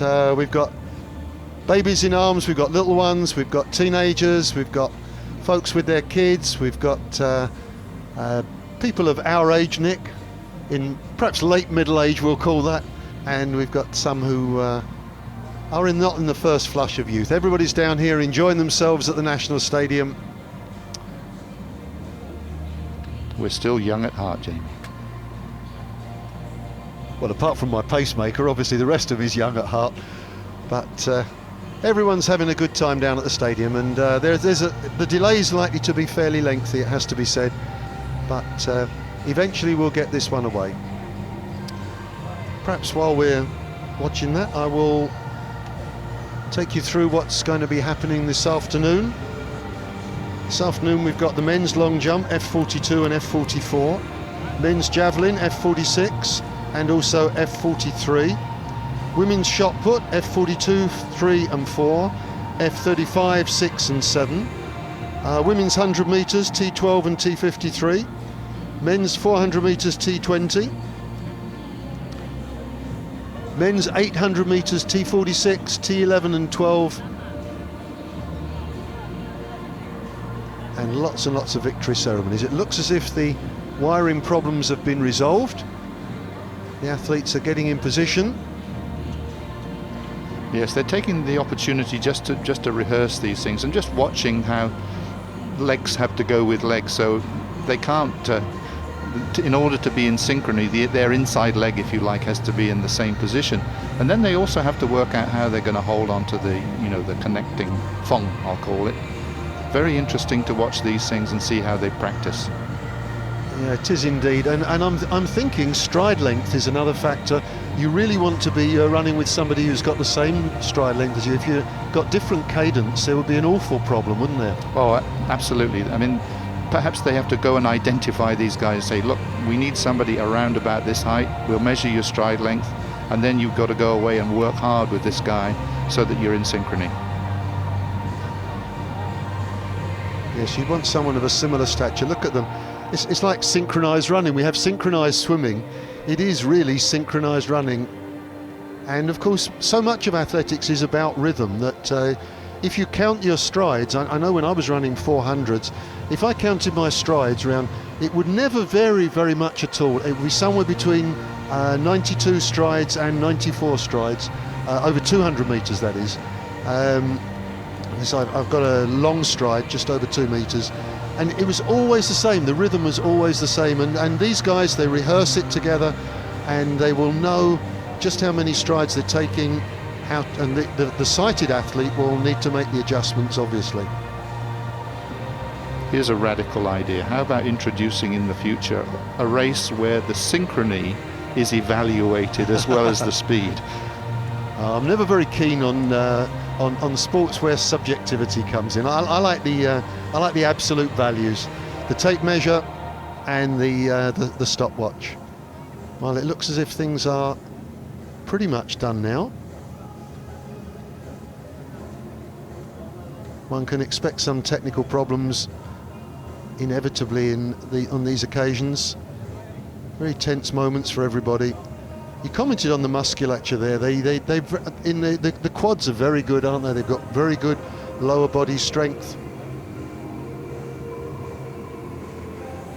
I feel for these guys really, because they build up under the expectation that the race is going to start at a particular time. The adrenaline is going, the preparations have to be in sequence, and now delays like this can be very disconcerting, I think.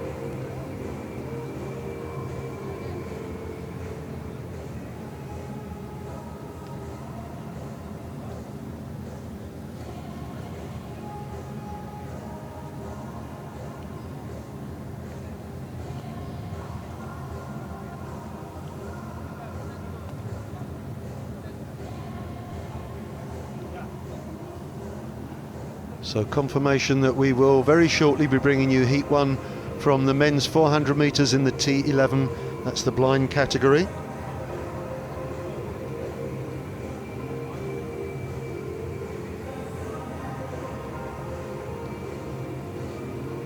Oh, that's not nice. Put that away. Somebody's going to go home tonight and be in big trouble.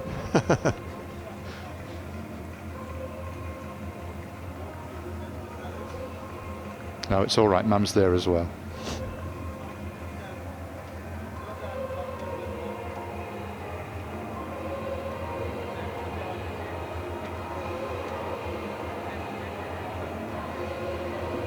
Clearly under instructions, you have to stand tall, keep the smile going, but if you see your face on the screen, no unnecessary manoeuvring.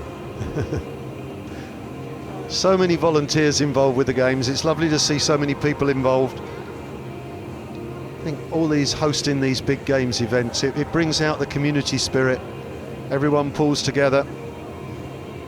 This is very true, and it's something with the YOG, the Youth Olympic Games in 2010, with the SEA Games as well, and now here, that the volunteers, they can actually make or break one of these competitions, and Singapore's history is a very, very positive one in terms of the volunteers.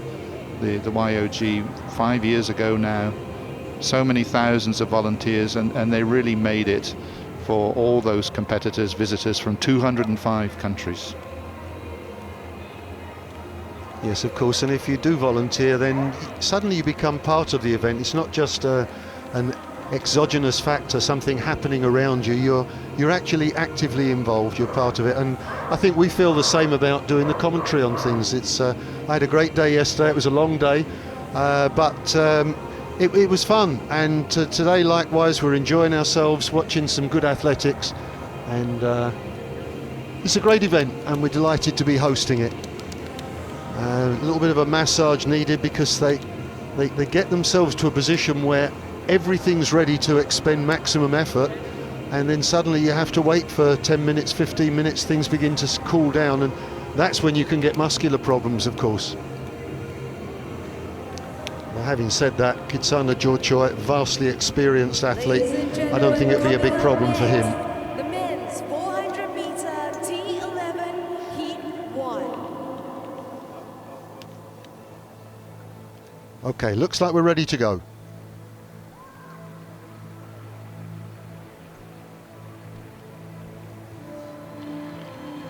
In lane 1, 2010 and 2014 Asian Para Game gold medalist, representing Thailand, Kitsana Jorchoi.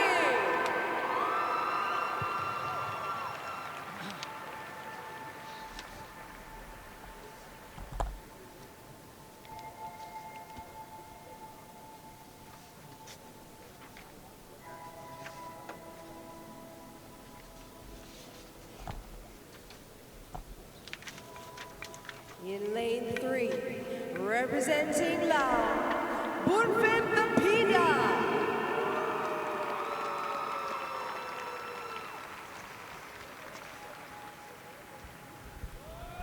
Representing Indonesia in lane 5, the third fastest in Southeast Asia in 2015 for the 100 meter T11, Sunoto.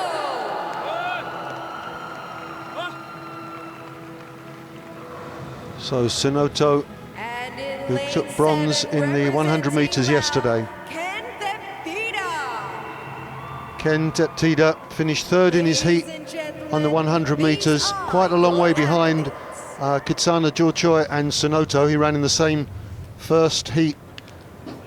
Bumpet Teptida, probably the better of the two athletes from Laos. So we're finally ready to go. The waiting's over. Kitsana Jorchoi, lane 1. Bumpet Teptida, lane 3. Sonoto in lane 5. And in the outside lane, lane 7, the youngest man in the field, Ken Teptida, just 16 years of age last week in fact. As eyes focus on Sonoto. Probably the winner is likely to come from lane 1 or 3. Lane 1 or 5.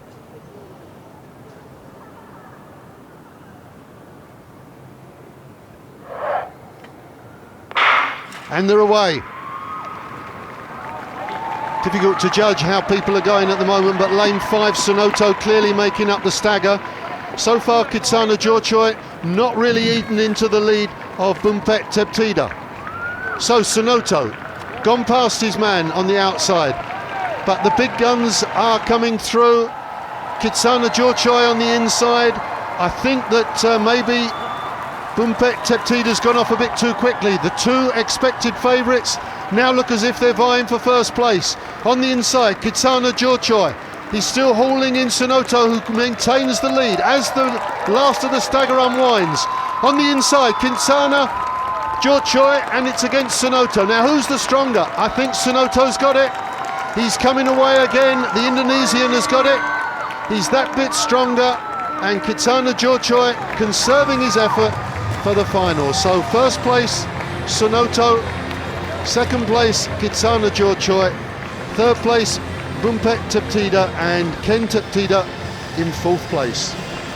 Very good time too. One of the couplings there came adrift down on the back straight. I thought the style coming into the home straight there was in their favour, but they're very, very strong from lane 5. Oh, that's how 400 metres competitors always finish. Very frequently you see the 400 metres competitors down on the ground. They just can't get enough breath. Now at this stage, the three in lanes 1, 3 and 5 were all in close competition. But in lane 3, Bumpet Teptida had given too much too early. And Sonoto, that's a really nice stride, isn't it? Look at him, he's still got nice length on the stride, using the arms. But I have the feeling Kitsana Jorchoi on the inside may have just been conserving his energy. First and second qualifiers don't need to win the heat. I think it's a very good point, Jamie. They looked under so much control, relatively easy for them. I think they're smart. Save a little bit of energy for the final. Don't give away too much to your opponents.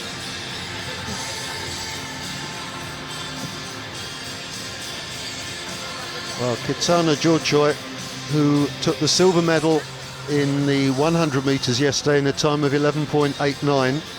Sonoto in third place with 12.03, but they reversed positions for today's 400 metres heats.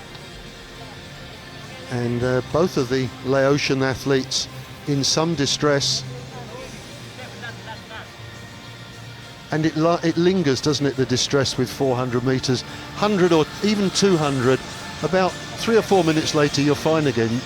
400 metres you're still shattered, which is why you don't get the finals on the same day as the heats. Well, it makes sense, and it makes you appreciate even more the significance of having the guide there, because you're not just running by yourself.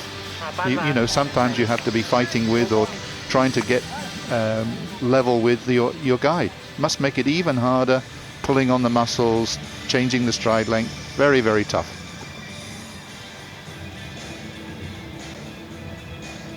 Well, these are the results of the women's shot put final. We saw Hemala Devi, who considerably looked the best of the shot putters, winning by a handsome margin, more than 2 metres. And Dignor Henson from Brunei getting a silver medal. And this was the other part of the final, and look how close that is at the top. Pachiri Wisetsi from Thailand just about edging out Surang Kamsuk by a mere 10 centimetres. And Kristiani Putu from Indonesia, that's not the worst as well. So a good competition for the F46 women's shot put final. And just to sort of reviewing what you were saying before, only 3 competitors, so only 2 medals. Yeah, sadly that is the case. That's what they call the -1 rule. If there are only 3 competitors, you give 2 medals. If there's only 2 competitors, you only give 1 medal. And if there's only 1 competitor, then you only give the medal if a game's record is set, which does seem a little bit harsh, but I guess that's the way it has to go. So here's the start list for the second of the heats of the men's 400 metres T11 category. There are only 3 competitors this time around. With his back towards us, we've got Se Laktavon from Laos. We saw him in action yesterday. He came 3rd in his heat in the 100 metres in 13.78. There's confirmation of the times. 55.86, that's quick.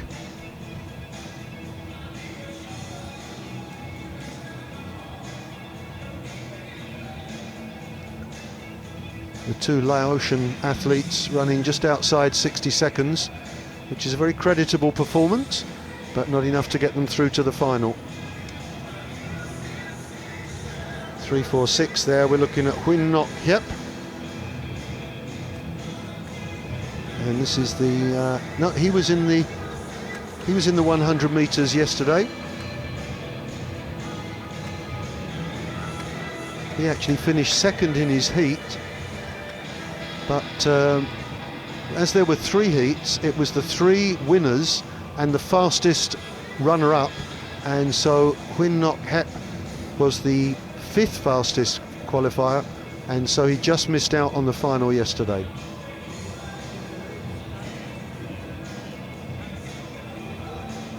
In fact, just checking the records, I think he was probably the 6th fastest. On the inside, Supachai Songpinit. This is the first time we've seen him in the athletics this time around. 31-year-old Thai.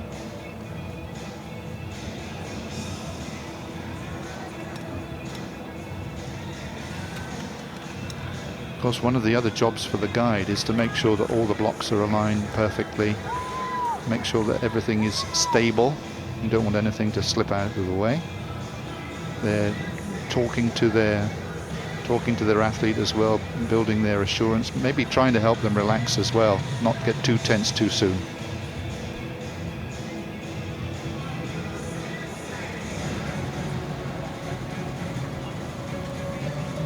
So Supachai Songpit going in lane 1. Lane 3, Huyn Nok Hiep. And the Laotian Laktavon Se goes in lane 5. I think the competition will be between lanes 1 and 3.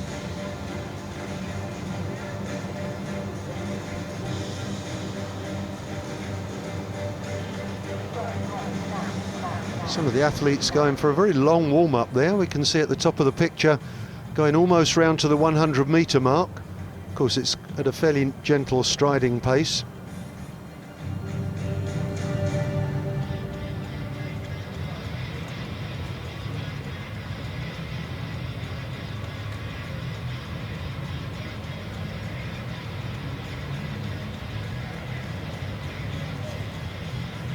This is the last of the events we're showing this morning. There will be a series of victory ceremonies to follow this event. Obviously this has been delayed a little because of the technical problems.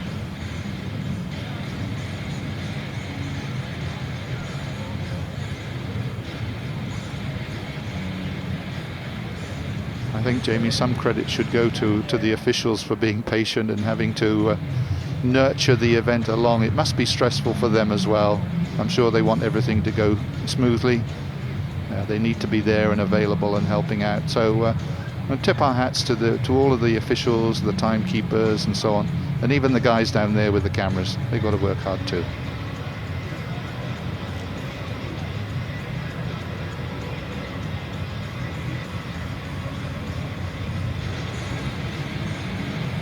So last nervous moments as they prepare for the second heat of the T11 400 metres.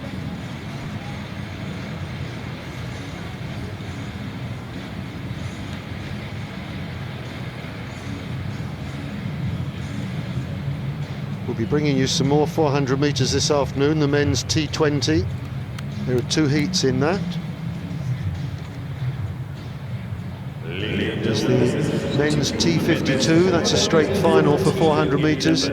Got the men's 800 metres straight final, T46. Lots of athletics to watch this afternoon. But for now, all eyes on these guys as they prepare for the second heat of the men's T11 400 metres.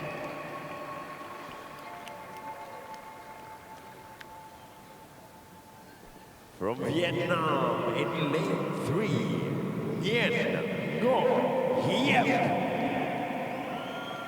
Nguyen Ngo Hiep from Vietnam, his second appearance on the track. And in lane 5, representing Laos, Latavon Se. Latavon Se, his second appearance. He was in the 100 metres heats yesterday morning. It's all about experience. Much less of a sort of chiselled, muscular look there. He's a young man, he's got a long way to go.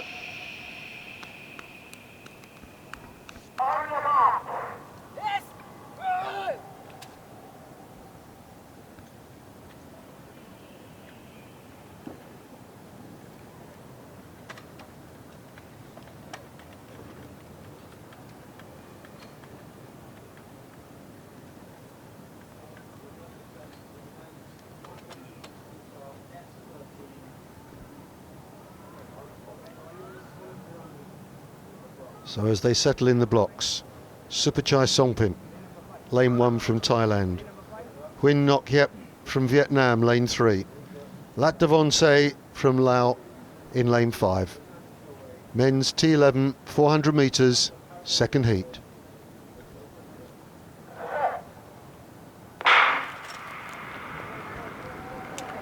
Everyone's away nice and cleanly. Look at them in the synchronised strides, and already we've got Supachai making up some ground on the inside. The stagger being made back on Latavon Se. It's lane 1, Supachai Songpin in the lead. Nguyen Ngo Hiep just not conceding too much ground. They're both going past Latavon. And on the inside, Supachai Songpin looking good. It's a nice long stride. He's very comfortable. The Vietnamese Nguyen struggling a little bit more. Now, what have they got left for the last 100 metres? Keep the stride length going. Supachai Songpin is tying up a little bit. Nguyen Ngo Hiep coming back at him. There's no need to work too hard. First 2 will qualify for the final.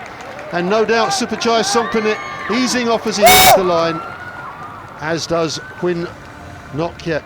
But that's a quick heat. I think that's gone sub 55, 54, 65 we get in there. That's a good time. Very good time, close to the game's record, and they were definitely easing off at the end. I think we can anticipate a new game's record in the final. Well, of course we are getting I think there were 2 games records set yesterday in the track and field, and I think we can expect plenty of records to fall. This is an event, this is a sport, a discipline if you like, in which ground is still being broken. More and more athletes are coming into this kind of competition. Here we see them all close together as they came down the back straight, but as they come off the curve, there's no question, in lane 1, Supachai Songpin looking nice. It's getting a little bit ragged, the stride there, but he's much rangier athlete, long legs, and uses that long stride. Nguyen, much shorter, choppy stride length, but very quick over the ground. And his guide there turning, talking to him, coming round that corner. He was aware that maybe he was going to run too wide, had a quick word, and then they sort of re-established some sort of equilibrium. And that's his guide talking to him as he's running about a 55, 56 second 400 metres. Difficult to overstate the efforts of the guides as well. They do all the hard work and get very little of the glory, but I do like the fact that they get the medal as well up on the podium. It's nice to see them there. It's very much a team event. And so 296 there, Supachai Songpin probably goes into the final as the pre-race favourite. Well, I'm fully in agreement with you, Jamie, on that. They deserve a lot of credit for what they do, not just for the teammate, but for the country as well. Okay, well, thank you very much, Nick Applin, for coming in and joining me. I'm sure you've got plenty of badminton to commentate on later today. I'm looking forward to the badminton. We've got a couple of Singaporeans playing. I'm sure there'll be a lot of focus on them. We wish them the best of luck. Thanks very much, Jamie. Pleasure joining you. Thank you very much, Nick, and I'm hoping you can come and join me again as the week progresses. Thanks a lot, and good luck with the badminton. Well, we've had all of the live athletics for the morning now, and we're on to the prize presentations. It's going to be quite a number of them. Medals will be presented by Mr. Muhammad Azam Muhammad Saleh, member ASEAN Para Sports Federation, who will also be presenting the mascots.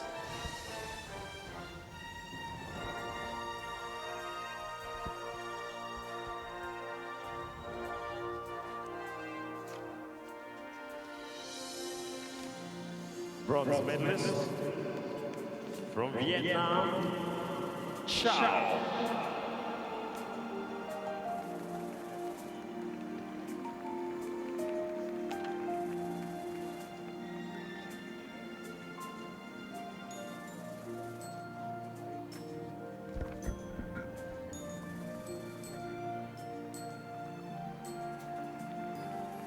So Chow Vuong from Vietnam takes the bronze medal, 7 meters 64. Silver medalist from Myanmar, Myo Min Oo. Myo Min Oo, silver medalist, 8 meters 36.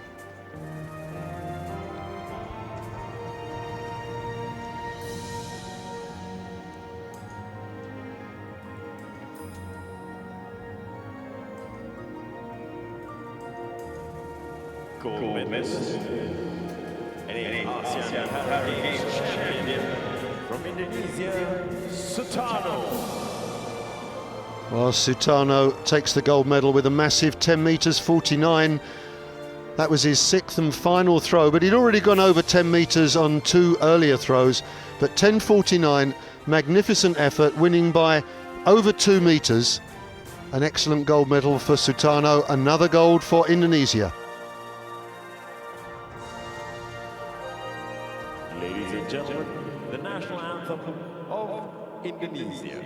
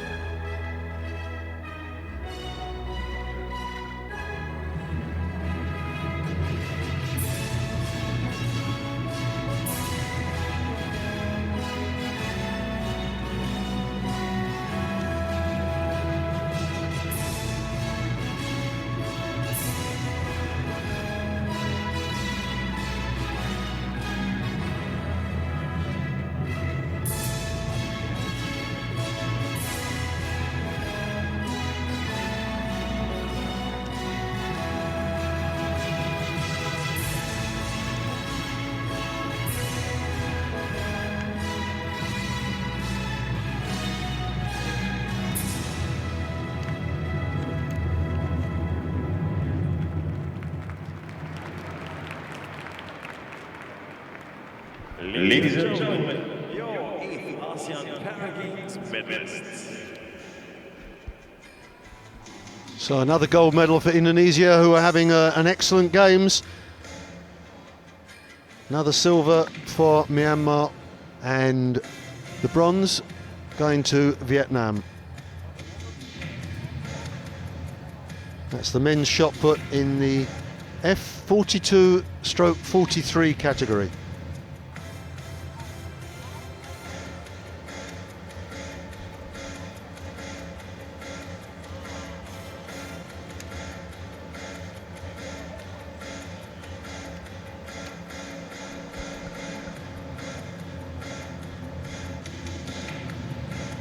I think next on the agenda, that's confirmation of that heat. 54.66 was the time. That's quick. Rounded up to 54.66, 55.74 for Huynh. So we can expect a very competitive final. That heat a little bit quicker than the first heat, but the winning athletes easing off a little bit to the finish, and I think that's going to be one of the races of the competition. That men's 400 metres, I think it should be very, very tight indeed.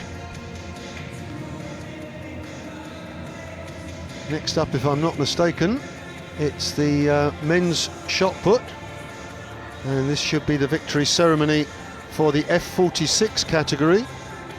And we've seen a new games record being set by Jaso Hisam of Malaysia, record of 12.6.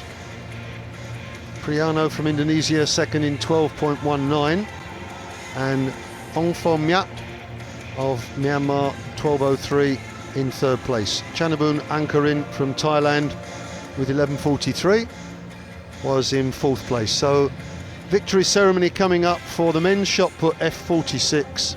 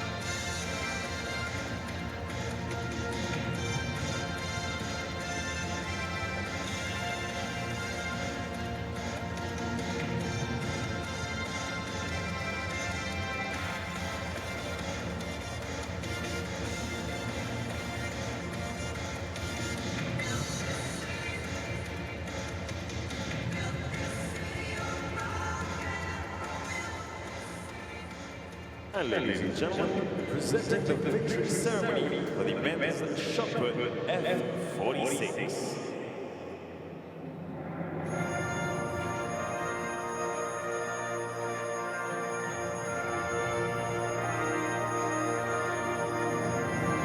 Please welcome your medalists.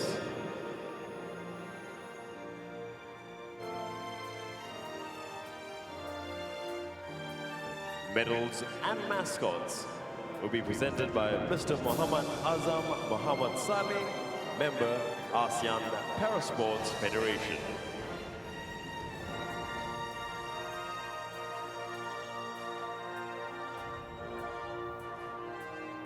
Bronze medal from Myanmar, Aung Pon Myat.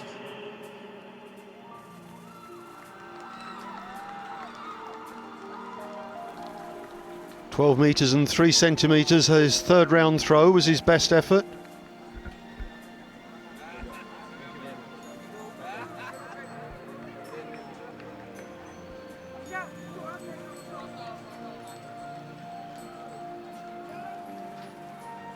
Silver medalist from Indonesia, Priano. Priano, whose best throw was in the second round, 12 metres 19. It was the only throw that went over 12 metres. So that one won in the silver medal, otherwise Ong from Myanmar would have taken silver. So another silver for Indonesia, who are having a good games.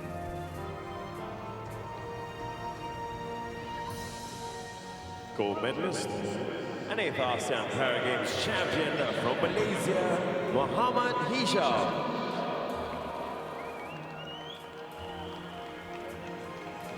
Well, the biggest man in the field, and 12 meters 60, he won it quite comfortably. That was his 5th round throw, but it was the only throw that he went beyond 12 meters. So he really did need to pull out a big one. Sorry, he did throw over 12 meters in the 6th round as well. Ladies and gentlemen, the national anthem of Malaysia.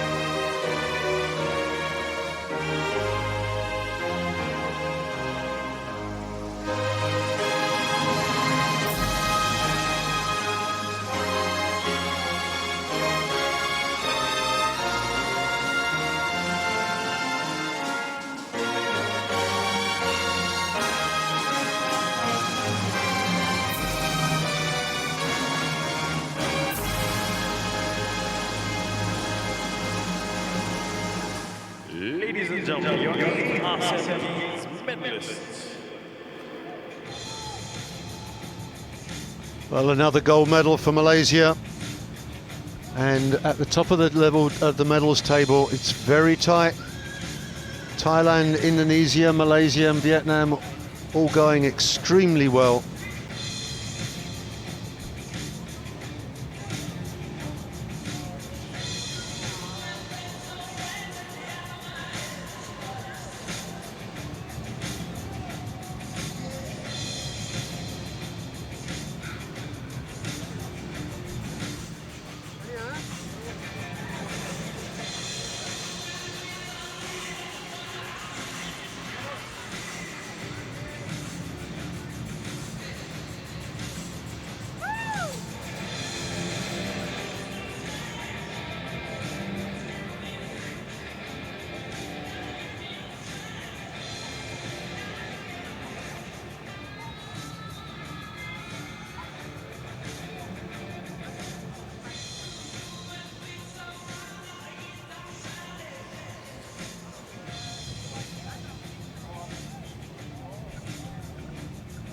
So the next victory ceremony that we will see will be the men's 400 metres T44 race we saw earlier on when Kyo Win came up with this wonderful performance to win in 55.38.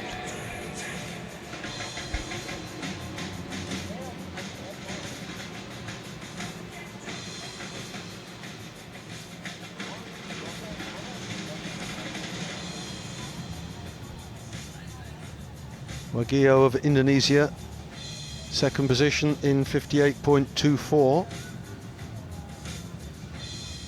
And Chimpan from Cambodia picking up the third position and taking the bronze medal. So we'll shortly have that victory ceremony for you.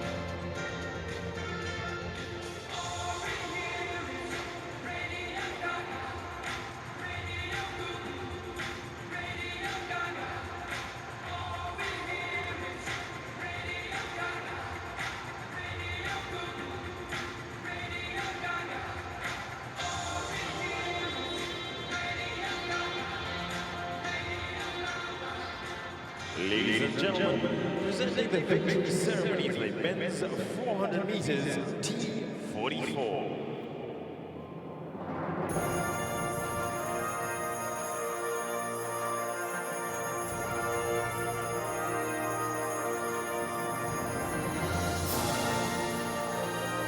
Please welcome the medalists.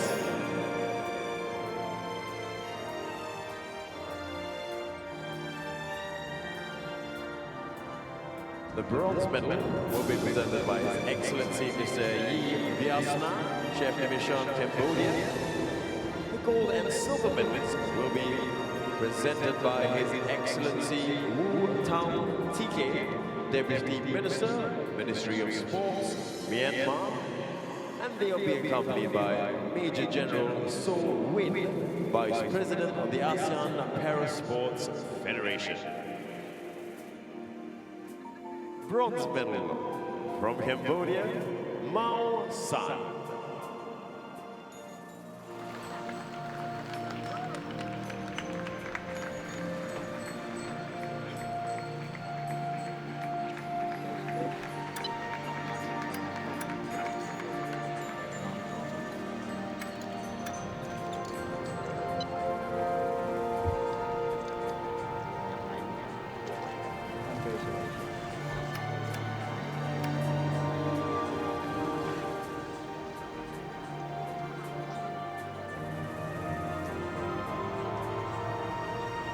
Mao San collecting his medal there.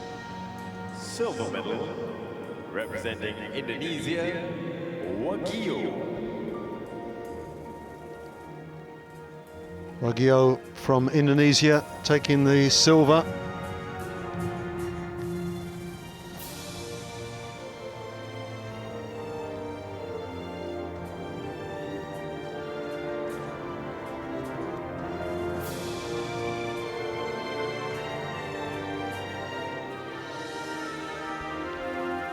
Gold medal, 8th ASEAN Para Games champion, new games record holder from Myanmar, Cho Win. Right, a nice military salute from Cho Win, and 55:37 was his time, a new games record, and what a superb performance, probably the performance of the morning we've seen so far. Superb run, and fully deserving of that gold medal.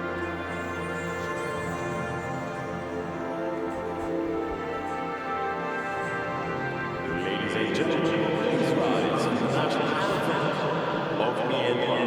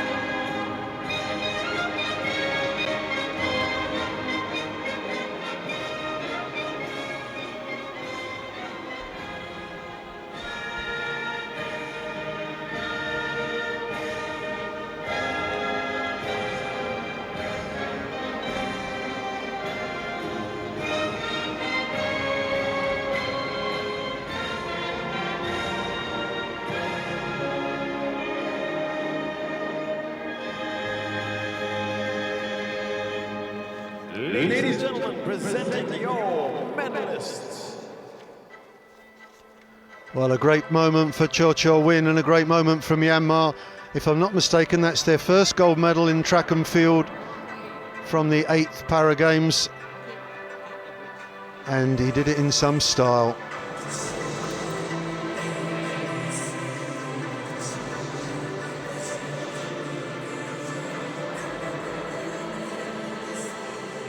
So Malsan of Cambodia, 46 years of age, still able to win bronze medal. Tremendous effort from him, but no taking the credit away from Cho Cho Win. An outstanding performance from an outstanding athlete.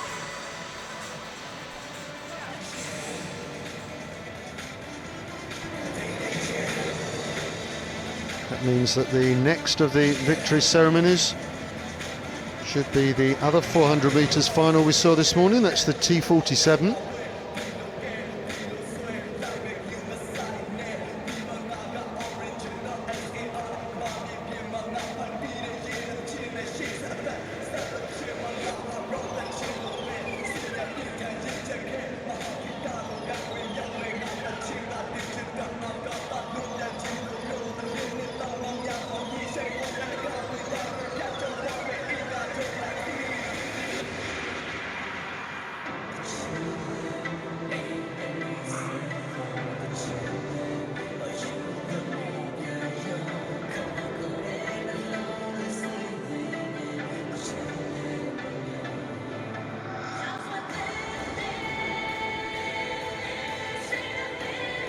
There we have the confirmation of the results of the men's 400 metres T47. Martin Losu of Indonesia with that blistering run of 53.46, and Yami Sutat from Thailand, who was hauling him back towards the end, 53.97, and Armandino from the Philippines picking up their second medal of the track and field events.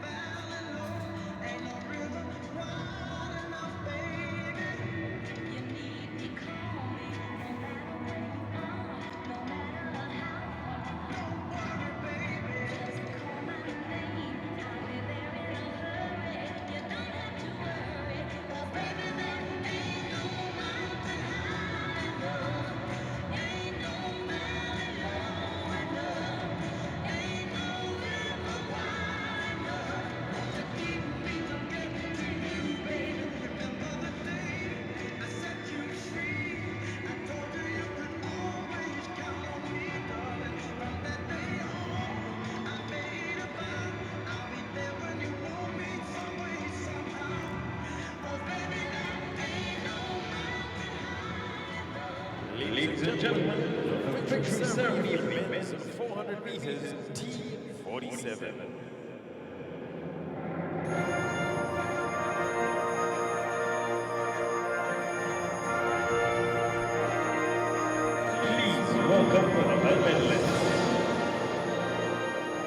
So here come the athletes from the T47 category, the 400 metres runners that we saw earlier today.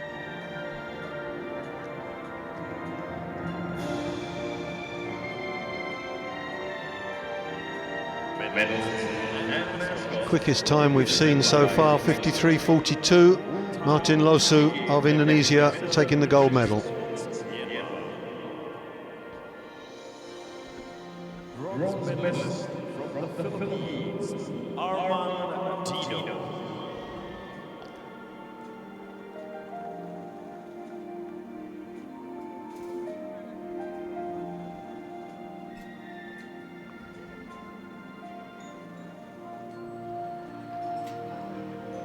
Armandino, 31 years of age, getting the Philippines' second track and field medal. 2 bronzes now.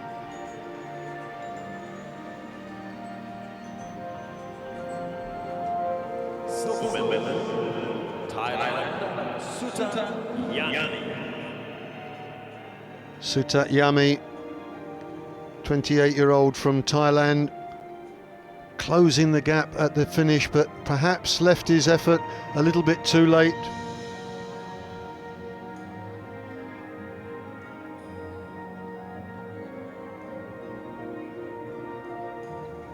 Gold medalist and 8th ASEAN Para Games champion from Indonesia, Martin Losu.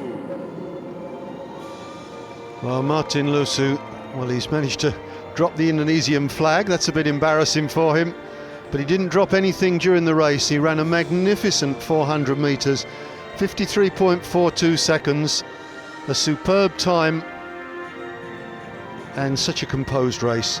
Running on the inside lane, never the favourite normally, but he ran a very composed race and ran out a handsome winner to bring Indonesia another gold.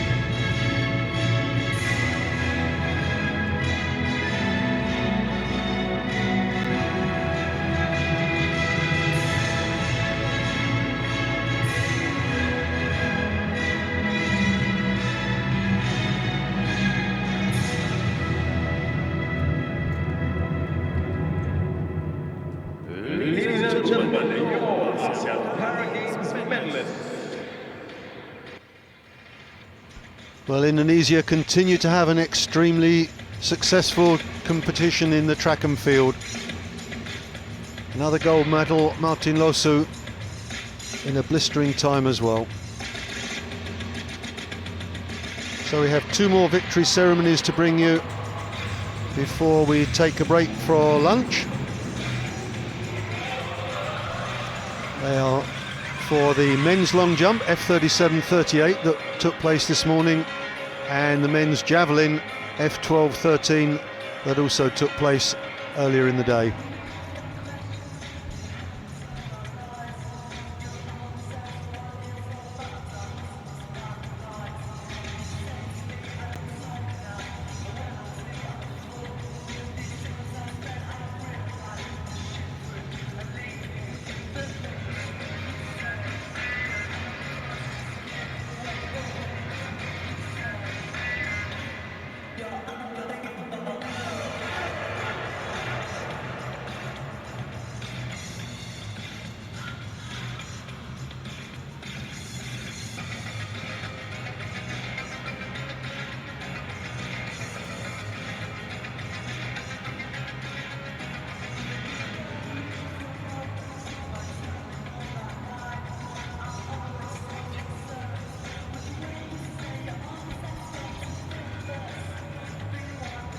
Well, there we have the outcome of the men's javelin this morning.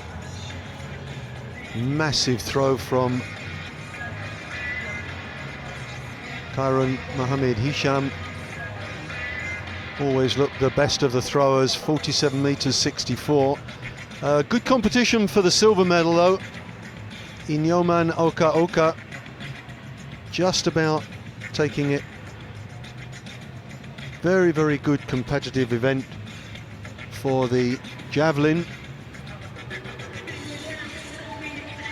Bunsri Pichai getting his second medal of the games. Got a bronze today to go with the gold that he won in the shot put yesterday.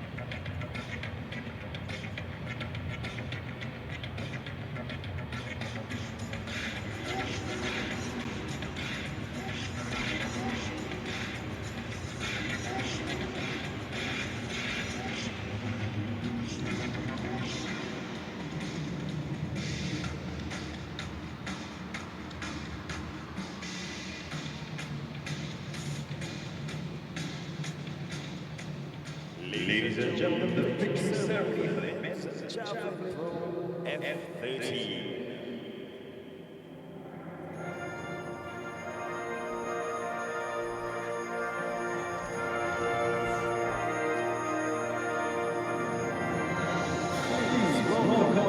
The medalists.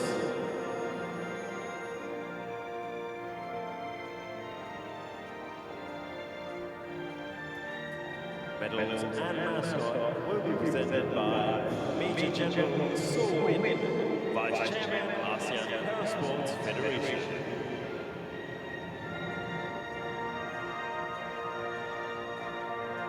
Bronze medal from Thailand, Pichai Bunsri. Well, the big man gave it his all this morning. Brute strength rather than technique with the javelin, and just came up short. Almost had the silver medal, but had to settle for the bronze in the end, to go with the gold that he won in the shot put.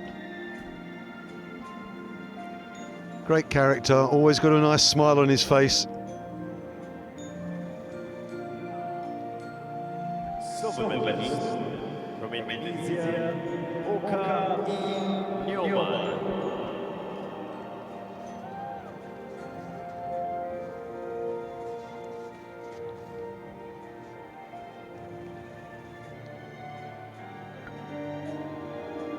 Well, silver medal.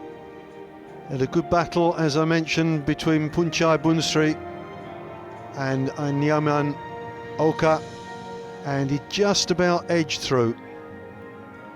But there was no touching the guy who came in with the gold medal. Champion from Malaysia, Muhammad Hisham Khaironi. Well, a worthy winner indeed. Looked the best javelin thrower throughout the competition and won by a handsome margin. Likes to be known just by the name Hisham, so I'm quite happy to go along with that. An outstanding athlete, 37 years old next month, and a worthy winner for Malaysia, who are having a great day on the track and field.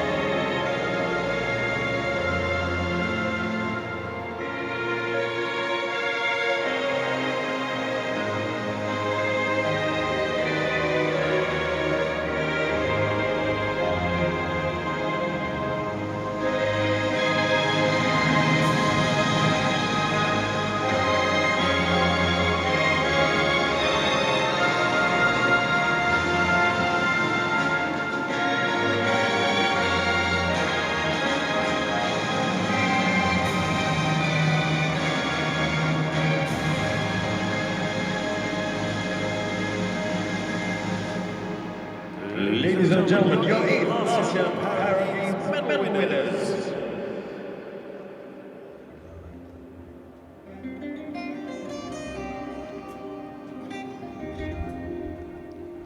Well, it was always a very friendly competition this morning in the javelin, and there was never really any doubt about who was going to come out on top. Hisham from Malaysia, comfortable winner, and a consistent series of throws that were considerably further than any of the competitors. That just leaves us with one more victory ceremony to go, and that's the men's long jump that took place this morning, the F37-38 long jump. Let's have a look at Hisham in action. Long run up, good pace, good full extension of the arm, and well, he gets a great trajectory, and when it goes well, the javelin, it goes on and on and on, and there we are. Didn't quite manage the 50-metre mark, but great effort and well mighty smile. He had an outstanding series of throws this morning, a worthy winner indeed.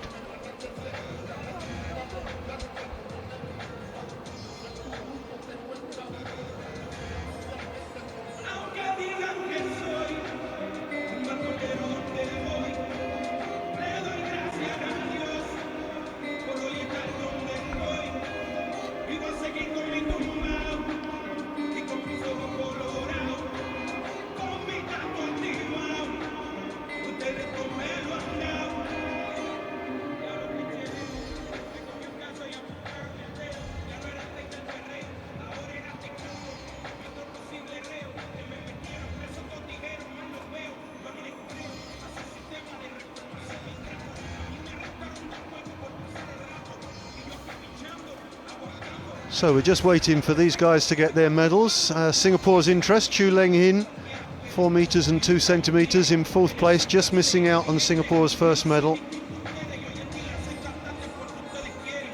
But in 1st place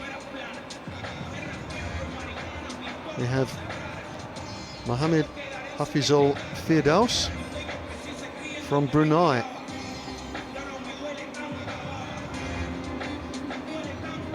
Sorry, I reversed the order there. Mohammed Farizan Jasnal from Malaysia.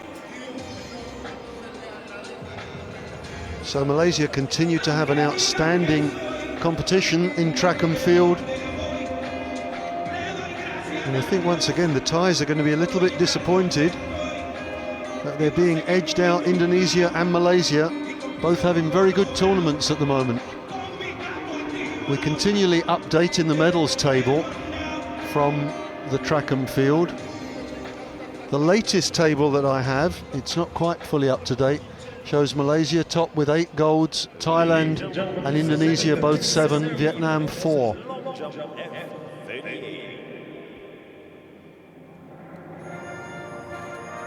So here come the long jumpers.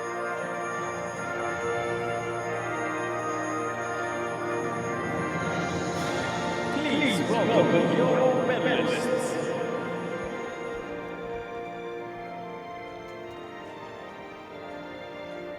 Medals and mascots will be presented by Major General So Win, Vice Chairman ASEAN Parasports Federation.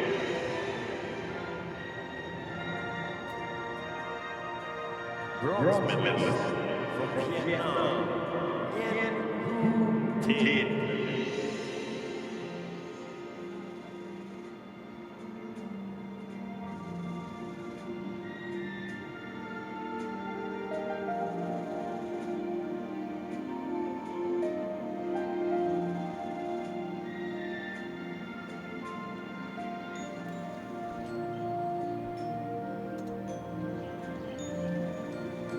So Nguyen Hu Tin taking the bronze medal for Vietnam. Silver medalist from Vietnam, Phan Dinh Duong.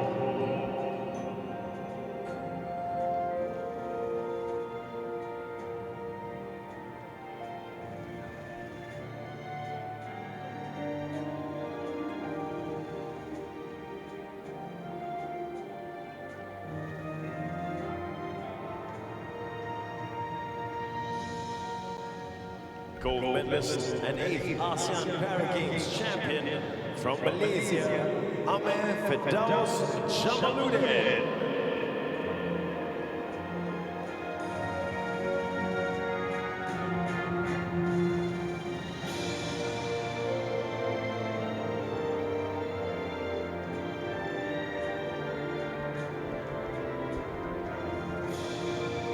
Ladies and gentlemen, please rise for the national anthem of Malaysia.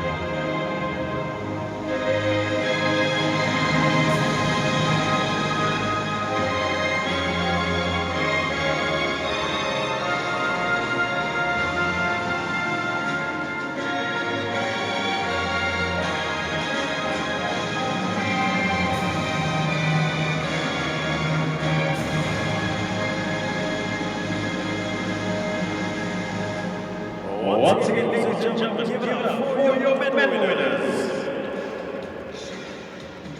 So the strains of the Malaysian national anthem ring out once again over the national stadium.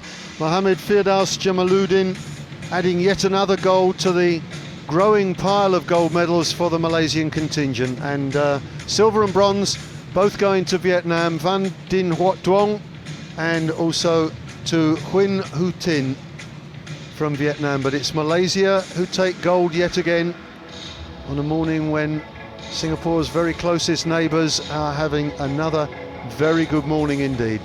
Let's see the winning jump.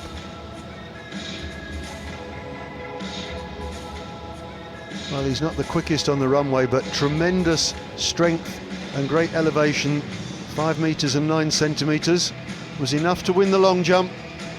Great performance from Mohammed Firdaus Jamaluddin. Maybe needs a little bit of help sorting out the flag there, but delight for Malaysia once again as we bring to a close the third session of the track and field events from the 8th ASEAN Para Games. We'll be bringing you 11 sessions in total, so that's 3 down, 8 to go, and I hope you're going to join me again this afternoon from 2:30. We have a hectic programme once again. Plenty of finals, victories, ceremonies and so on. We kick off with men's long jump, men's javelin, women's shot put. Quickly get into some women's 100 metres, some men's 400 metres and then some men's 800 metres. That's a gruelling event for these guys, and plenty of prize presentations, the victory ceremonies as well. So it's been another great morning at the National Stadium for track and field.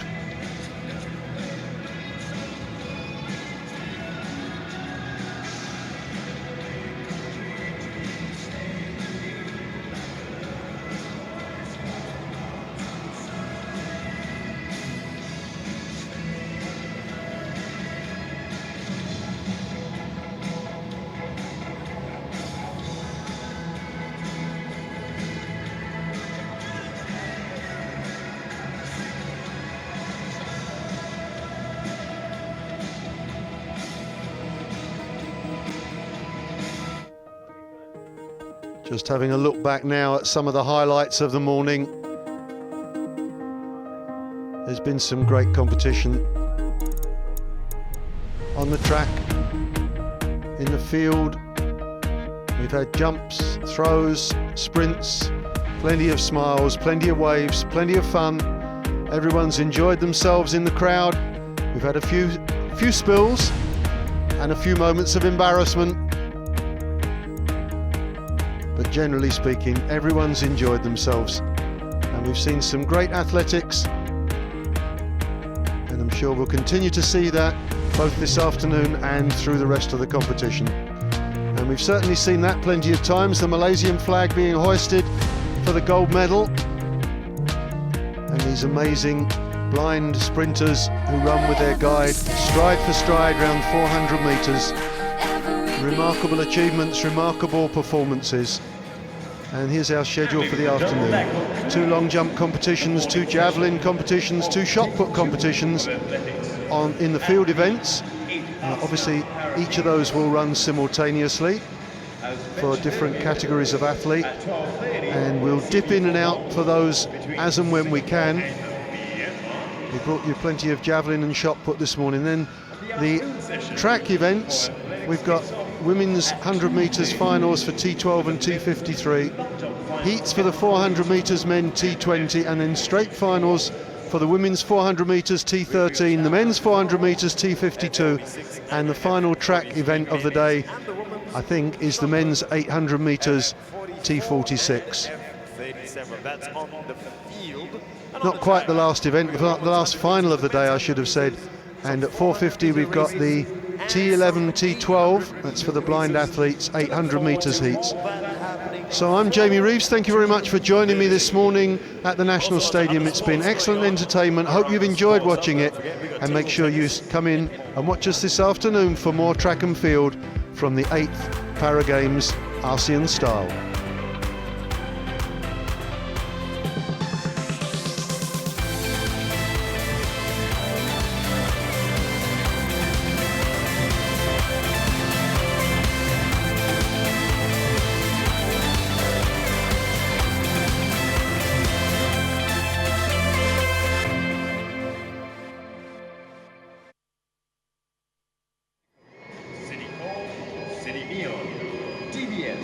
Focus Media, Havas Media, Safa Radio, Suntex Singapore, and Yonex.